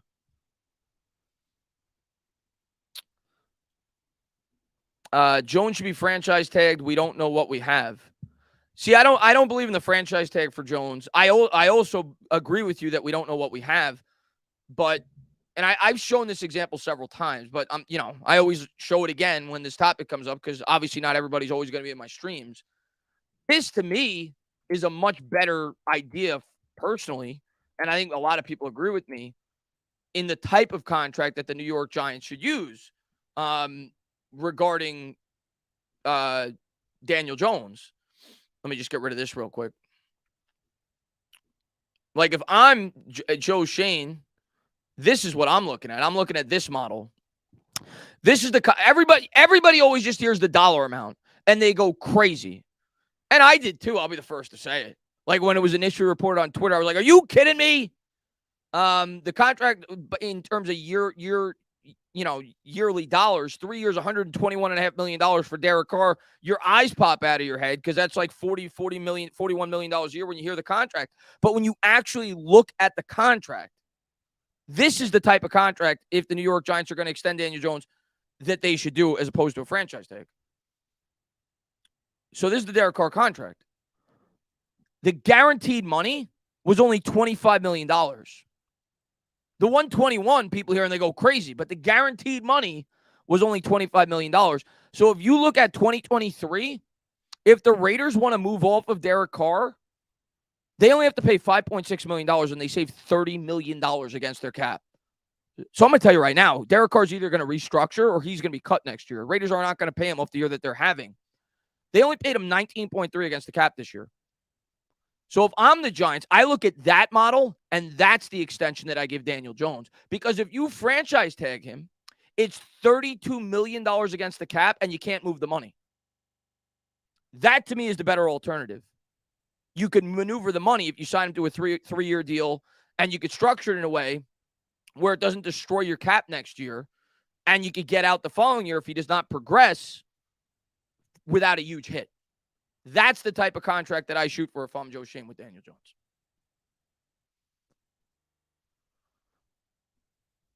Let's see what we got. And Russell Reed. Thank you very much. He says, DJ reminds me of Phil Simms when he came up. Many thought Simms was no good. He flourished with a good coach, Parcells, and was tough. Developed average skills to become a champ. Yeah, I get this comparison all the time, and he may very well be that. I hope he is. And he's definitely as tough as nails. It's a different era, though, right? You could afford back then to be more patient with your quarterback. So when Phil Simms struggled, there was no salary cap. You didn't feel the pressure of having to start over at the quarterback position, based off what some of these quarterbacks make today. So I understand the side of the argument that Daniel Jones needs to produce, and he needs to start to do it quick. But he has started to somewhat produce. And hopefully next year, if he gets another year to continue to produce and improve, he does. And I think he's going to get that opportunity. So I can see both sides of the coin when it comes to that topic. It's a different time in terms of analyzing quarterbacks. You have to do it quicker than you did in the past. If I'm DJ, I'm not signing that. Maybe he won't.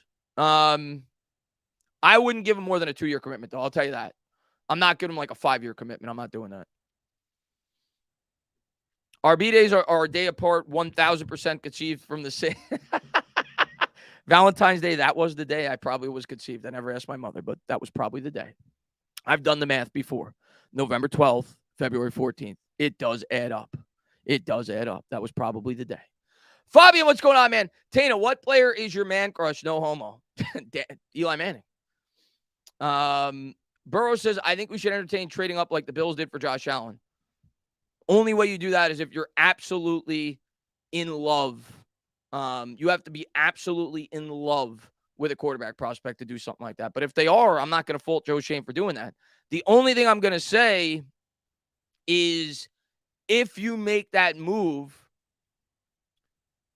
if you trade up from, let's say we're picking 26, 25, that's probably around where we're going to be picking. If you're picking there, for you to go up and get, say, the fourth quarterback off the board, you're probably going to have to trade up into the top 10. So if you make that kind of move, you're going to be giving up, say, the 25th pick, a first-round pick next year, and probably a second-round pick on top of that. Like, it's going to be a lot. So if you make a move like that, that quarterback better I'm not saying right out of the gate, but he better develop into one of the top 5 quarterbacks in the NFL. Because if he doesn't, with the amount that you gave up to go up and get him, you're going to lose your job as a general manager. He better turn into one of the best quarterbacks in the NFL. So if you're going to make a move like that, you better be completely sold that this guy is the next big thing. This guy has the potential to be on the level of a Joe Burrow, of a Justin Herbert, of a Josh Allen, of a Pat Mahomes. Like you have to believe that if you're going to make a move like that. What's going on there, Chris? For love of the MMA, man. Thanks for popping in, buddy. Elite humans, Dan. Dean says, yeah. And Jones was playing decent last year before he got injured. Now he's even better with a good staff.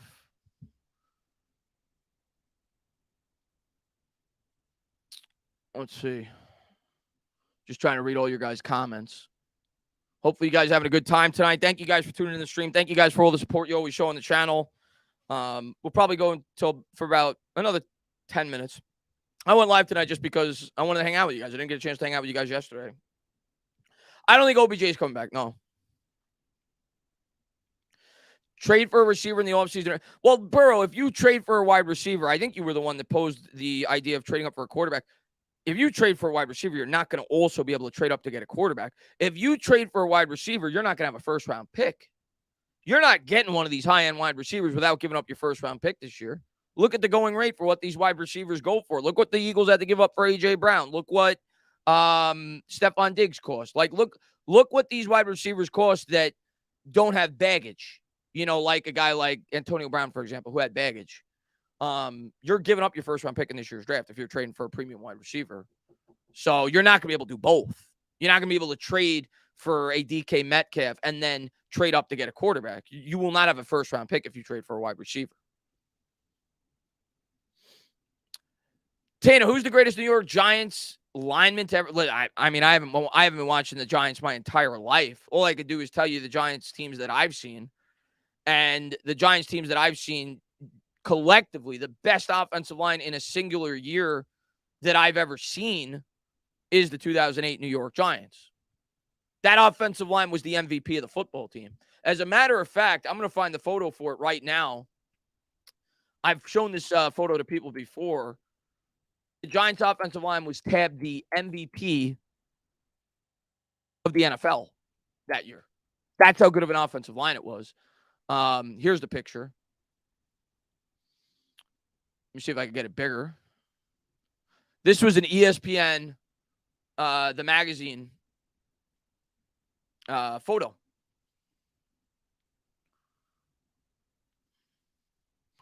Of that offensive line. If you look in the high caption right there, are these guys the NFL's real MVPs? The Giants offensive line. That Giants offensive line is by far the best offensive line I've ever seen. At least, for the New York Giants specifically. Collectively, that Giants offensive line was the MVP of that football team. Obviously, the Giants defensive line was great too, but that line was incredible. Blake, man, thank you very much, man. He says, what if the Giants pick 25th or worse in the draft? I'd say trade the pick if there was a number one wide receiver on the market. Of course, if there was a guy available for that price that was, that you already knew was a proven commodity like an A.J. Brown, I would do that, yeah. I'd give up the 25th pick for a guy like A.J. Brown. You saw the impact he's had with the Eagles. You saw what Stephon Diggs, the impact he had with the Buffalo Bills. So if you get a young wide receiver still emerging that you could get for a late first-round pick, I am in agreement with you. You do it. But he's got to be top tier. He's got to be like the best of the best. I missed the super chat. Let me scroll up. I don't like missing those. Whose super chat did I miss, Matthew? Unless you're just talking about that one. Oh, maybe this one. Maybe you meant this one. I don't think I got this one. Sorry if I missed the super chat. I don't like missing those. Sometimes I start talking and let me go here. Kobe Dubbed says, "Can you say stand up?" I think that's the one I missed. So sorry, Kobe. I didn't mean to miss that. Stand up. Stand up, New York Giants fans. Let's go, man. And let me just read this one just in case. I don't remember if I read this next one. He says, "Do we extend Andrew Thomas at the end of the year?" I think yes. Yeah, I don't think I read that one. Yeah, I've said all along that we need to extend Andrew Thomas. I think that's obvious. Yes, we absolutely need to extend Andrew Thomas at the end of the year. Obviously, it needs to make sense for Andrew Thomas too. He has to be willing to do it. Like Joe Shane said, some of these players may want to wait until they hit the open market. Andrew Thomas knows if he signs a contract extension after 3 years, he's not worth quite as much as he will be in 2 more years because the market only goes up. But at the same time, Andrew Thomas is also playing around if he does that, right? Because it's a sport where you could get injured and so on and so forth. So it gives him more long-term security. But if Andrew Thomas is willing to talk and willing to sign a contract extension at year's end, you do it. You do it right now. You know that Andrew Thomas is going to be here long term. You know he's a guy that is going to be here for the next decade. He plays a long-term position. He plays the second most important position on a football team. He's the blindside protector.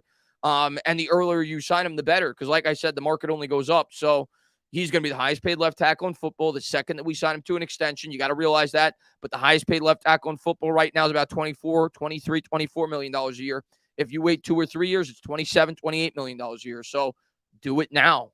If you could do it this offseason, give him a 6-7 year extension, whatever it is, whatever he's willing to sign for, and do it. And if he's willing to do that, I think Joe Shane should do it, and I think he will.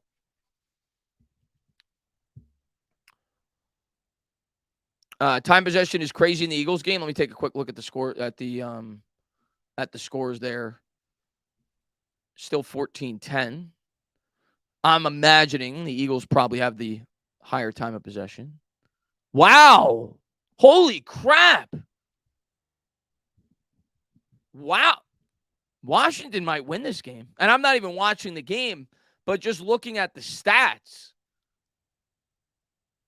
Washington right now owns a time of possession edge of 21 minutes and 13 seconds to 5 minutes and 38 seconds. Holy wow. That Eagles defense may tire out in the second half. And we all know the Eagles have not been a great second half team this year. Washington's got a chance to win that game. Washington might win this game. We'll see. Again, I'm not watching it, but we'll see. Ronald Nant, thank you very much. He says, Chris, I missed you Sunday. Hope you enjoyed the game. Where did you sit? I hear you did flip cup hero after a slow start. Yeah, my brother got the tickets. I sat up. I was up there. I don't remember the no. I think 344 or 345. But I was just happy to be there with the atmosphere. And yeah, flip cup took me about till round 3. But once I got to round 3, I was the MVP. First time I played flip cup in about 12 years, but it was a lot of fun. A lot of fun getting to hang out with everybody. I took way too many shots, probably like 4. Drank way too many beers, but got there at 8 a.m. So I said I'll do my drinking early, enjoy the game, and get out about 4:30, 5 o'clock. So I had a lot of fun.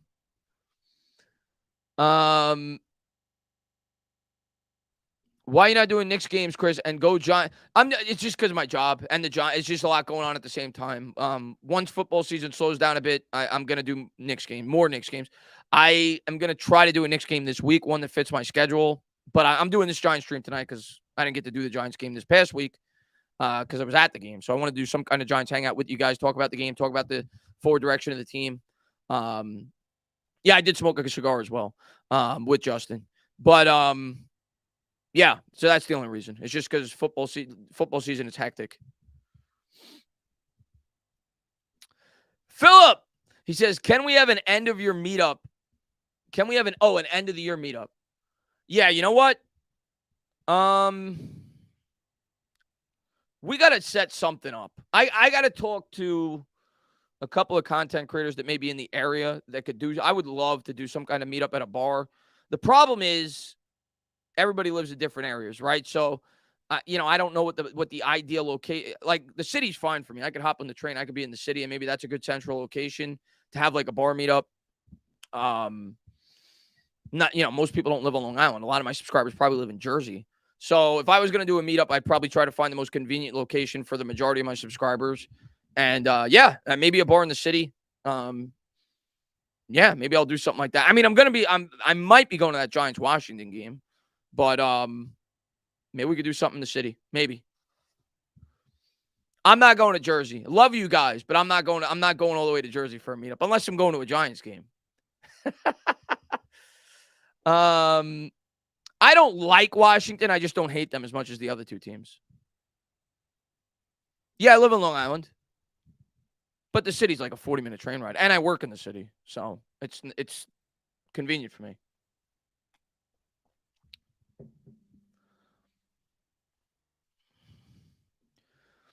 Chris, you should definitely come to Maryland for the away game when they play Washington.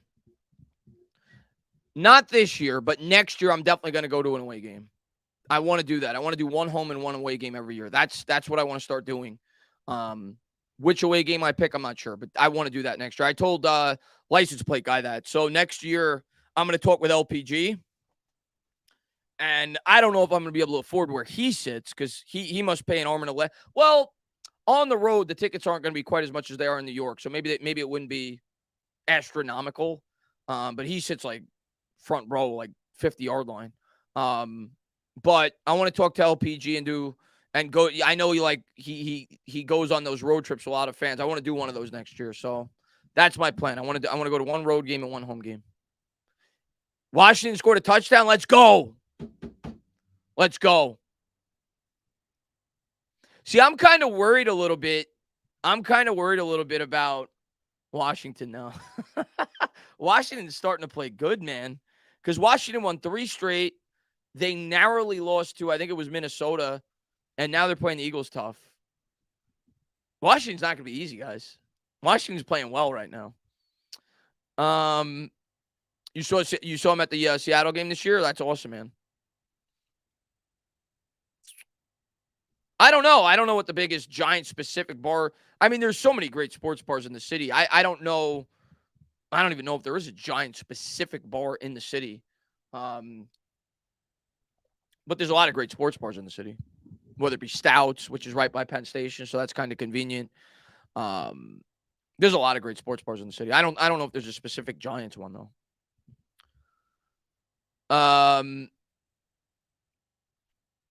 I haven't gone to a Giants game since 2015. Giants versus Saints, best game I've ever been.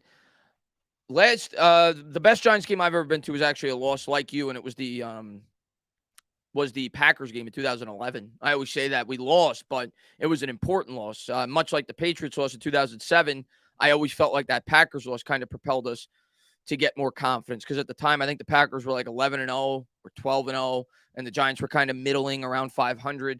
And we probably should have won that game. We went toe-to-toe with the Packers the entire game, and I think that gave us confidence in the playoffs when we played them again.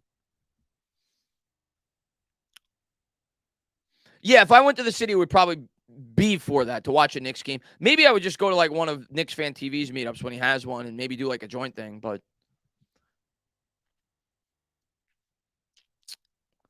Tana, how do you feel about Penix? I've actually watched a lot of Washington football games. I don't want to draft him, but I think he could be good. It's hard to tell in college football because especially in the what are they playing, the Pac-12? It seems like every quarterback in the Pac-12, every time I turn it on a late game, whether it be Penix at Washington. I actually just watched the game 2 nights ago. I think it was Arizona versus who did they play? Arizona versus, I don't remember. It was a very high-scoring game. It just seems like every game in the Pac-12 is high-scoring. But Penix looks good. He's a lefty, unconventional there. He's got a really good arm, I'll say that. I watched him play a game maybe like 2 or 3 weeks ago where it was heavy winds. He was throwing through the wind. But I don't want to draft Penix. I don't want to draft a quarterback this year.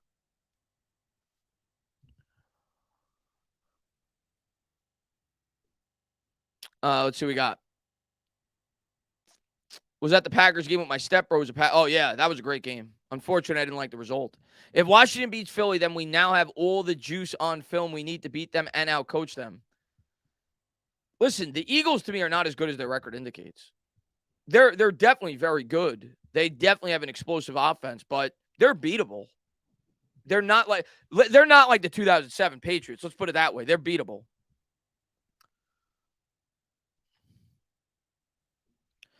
Robinson is a great player, and much respect to him. You're talking about Brian Robinson? Yeah, I'm rooting for him. I got him on my fantasy team. I drafted him this year.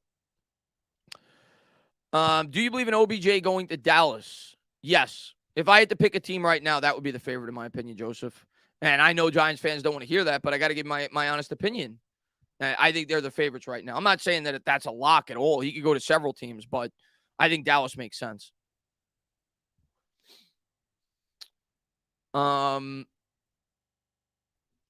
Eagles' strength is in their secondary, so run on them. Eagles also got a really good defensive line too, Mark. I mean, maybe they're not playing like it right now. I know they've been rent on. I think Dameon Pierce had a good game against them too.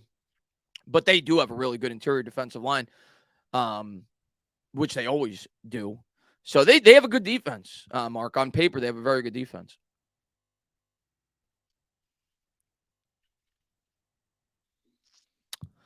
Jerry Jones will do it just to keep OBJ from going to us. I don't know if that would be the reason. I think he views OBJ as a star. He brings star power. And they need some help at that wide receiver position. Jacob says, if we did draft one, though, is that the type of quarterback we would look for? Strong arm type guy. Yeah, I mean, listen, I don't view Penix as a guy that has like off the charts upside. I think he has a strong arm. I don't think he has like an incredible arm. He's also not like very mobile. He's a good prospect though. I think he could be a good quarterback in the NFL, but I don't view him as like an upper tier upside type quarterback when I watch him play. The one quarterback that makes my jaw drop in college that I've watched this year is why does the name escape me right now? The guy from USC. And I Bad Dog liked him. He went to Oklahoma. That is a quarterback that my jaw drops. That is a quarterback that has every tool I could ever want. He's got the elite arm. He's got mobility. He's got great pocket awareness. That to me is the one quarterback that Caleb Williams. There it is. He's the one elite prospect that I've watched in college this year. I think that there are. I think CJ Stroud is very good. I don't view him as an elite prospect. Bryce Young, same thing. I don't view him as an elite prospect. I view Caleb Williams as an elite prospect, but he's not even draft eligible this year. He's draft eligible in 2024. But if you ask me, name me a prospect in college football right now, if you were a GM that you'd be willing to give up 3 first-round picks to go up and get, he's the quarterback. I wouldn't do it for Bryce Young. I wouldn't do it for CJ Stroud. I wouldn't do it for Anthony Richardson. I would do it for Caleb Williams. I think he is one quarterback when I watch him play that I say to myself, he potentially could be Pat Mahomes. He potentially could be Josh Allen. He has that potential. I don't feel that way with the other quarterbacks. But Caleb Williams is damn good.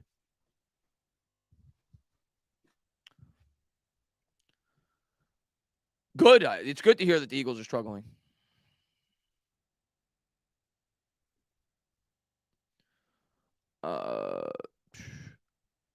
Hendon Hooker's good. The problem with Hendon Hooker, Stanley, is he's 25 years old. But he's good. Bo Nix is good, but again, it's hard to judge him because he plays for Oregon, and it's a fast-paced offense. It's hard to judge him in terms of being a pro prospect. Fix the O-line, man. Thank you very much. Just got here. Would you dress Golladay on Sunday? Yeah, I would dress him. I just wouldn't play him. I wouldn't play him too much, but I would dress him. We're so thin at that wide receiver position as is. But I don't think he'd be a starter at this point. I don't think he would see the field unless somebody got hurt. But I'd probably dress him. I have not. No. Oh, yes, I have actually, Jack. You're talking about the Islanders Stadium. Yes, I have. I went to it last year. My brother got free tickets from his boss. I think actually his wife got free tickets from her boss. And I went to an Islanders game, which it was a cool experience. He had season tickets, so I got free food the entire game. Yeah, it's a nice arena. Very nice arena. Let's see what we got. Linemen are coming back from injury. Giants mauled Houston in the run game with those crazy jumbo packages. Yeah, no, that's certainly a trend in the NFL right now. And the Giants are ahead of the curve, and there's several other teams. If you look around the league right now, teams have reverted back to the old school approach because what they're doing is taking what the defense gives them. So over the last 3 or 4 years, defenses have gotten quicker, but they've also gotten smaller. because you've needed athletic linebackers to be able to cover the tight end, the running back coming out of the backfield, the slot wide receiver. You need more speed on the field. With that, you're gonna have, Isaiah Simmons, for example, at linebacker. So what the Giants have done and several other teams around the league have done is they said, okay, if you're gonna do that, we're gonna fight speed with power. And you've seen offenses adjust to what the defenses have given them. And this happens in the NFL all the time. This is a trend now this year. Next year, the defense will try to adjust, and maybe in a year or two, it'll go back towards the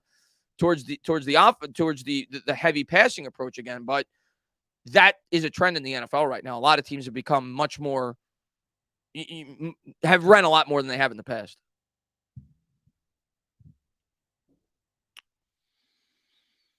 Let's see.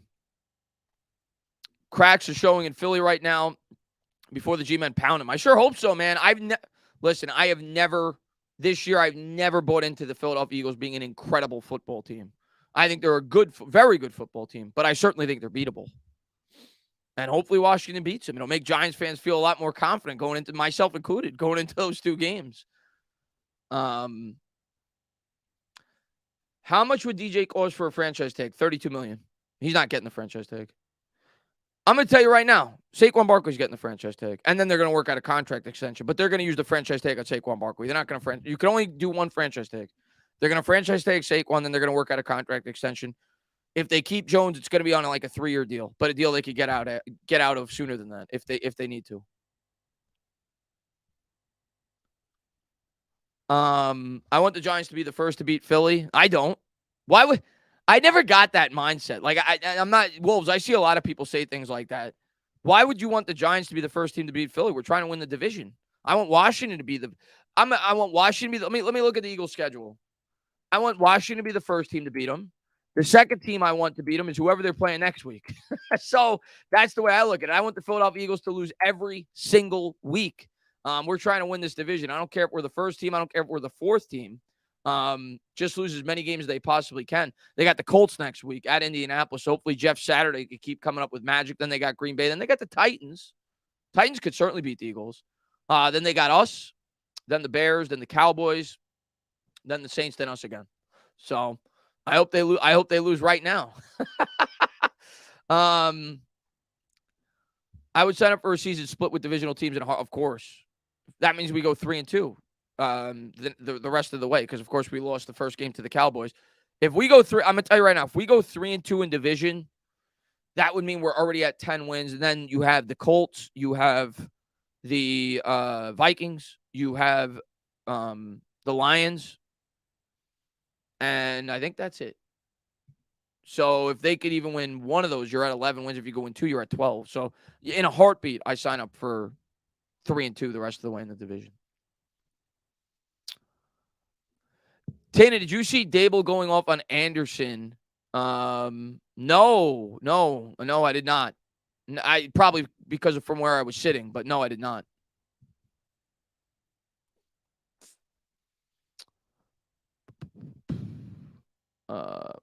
Chris, if the Giants beat the Cowboys Thanksgiving, you come to Los Angeles. Yeah, no, I'm not going to be doing that. But I have decided I'm probably going to stream the game on Thanksgiving, or at least I'm going to try to. If not all of it, certainly part of it. That game's going to be on Bad Dogs channel anyway, but I'm definitely going to make an appearance. Whether it's the whole game, I'm not sure. It depends on my Thanksgiving dinner and how my day structures, but certainly going to at least spend a portion of that game, at least the second half on Bad Dogs channel. Hopefully the whole game. Obviously, I'm really looking forward to that game. But no, not going to be going to LA.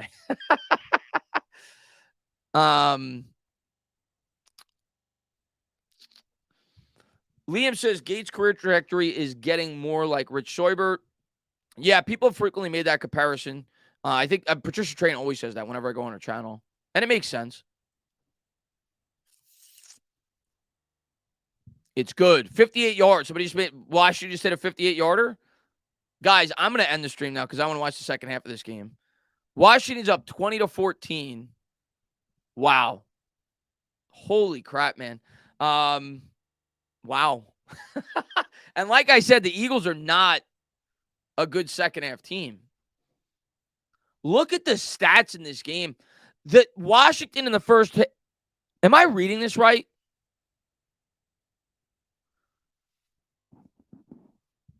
Guys, how many plays, without looking at the stats, in one half of football? I would say, like, let me ask you before I go over this. In a game, in the chat right now, like, what would you consider like an average number of plays run by a team in a game? I would say, like, what, 65 is about average? Like, this past week, the Giants had 45 rushing attempts, or 47 rushing attempts, and 17 passing attempts, and then you had 3 sacks, which don't include passing attempts. So there was, figure, 20 passing attempts and 40. So we had about 65, 67 offensive plays. So between like 65 and 70 offensive plays in a game. Do you know how many offensive plays Washington had in the first half? 51. Washington had 51 offensive plays in the first half. 9 of 12 on third down. Wow. They possessed the ball for 24 minutes. Holy crap, man. That's crazy. Wow. That's insane. 51 offensive plays. But let me see here real quick. Allison, thank you very much. Rather than end, can you play-by-play the game? I normally would, Allison, and I appreciate the donation. I feel bad. Normally I would. I got to be up really early tomorrow, and I have an important day at work. I'm still in training, and we got a test tomorrow. So, otherwise I would, but I didn't intend to stay on till like midnight tonight. But I as the season progresses, as there's bigger games, if the Giants are in contention for the division, I will do broad NFL games. But it's just right now with my work schedule, it's hard for me to do really late night streams. I wasn't intending to do that, so I'm going to say no tonight. I will watch the game. As much as I can, but that's the only reason. Otherwise, I would have. But guys, thank you guys so much. I'm going to watch the end of the second half. If you follow me on Twitter, I'll talk about it on there. Johnny, man, thank you very much. The thing is, bro, I can't even really study. It's like a research job. So it's just about being able to find information as quickly as possible. It's not even really something that you can really study for, but I just want to make sure I'm alert and awake for it. Johnny says Giants will finish in first place of the division. I sure hope so. We got a shot. But guys, have a great rest of your night. Thank you guys for tuning in. Looking forward to talking to you guys throughout the week. Bad Dog will be on the channel this week at some point. Not sure what day we're going to do it or not, and then obviously we'll be streaming the game on my channel this week as well. So really looking forward to that. Enjoy the rest of this game. Hopefully Washington wins. Enjoy the 7-2 start. And hopefully we get off to an 8-2 start. I think we will. But guys, have a good night. Thank you guys for all the support that you guys always show. Have a good night, guys. Look out for. I'll probably have a video out tomorrow. I'm in the mood to do another Giants video tomorrow. It's just a matter of having a good topic to talk about. But I'm sure I'll have something, especially if the Eagles lose this game. But guys, have a good night, guys. Thank you guys for tuning in.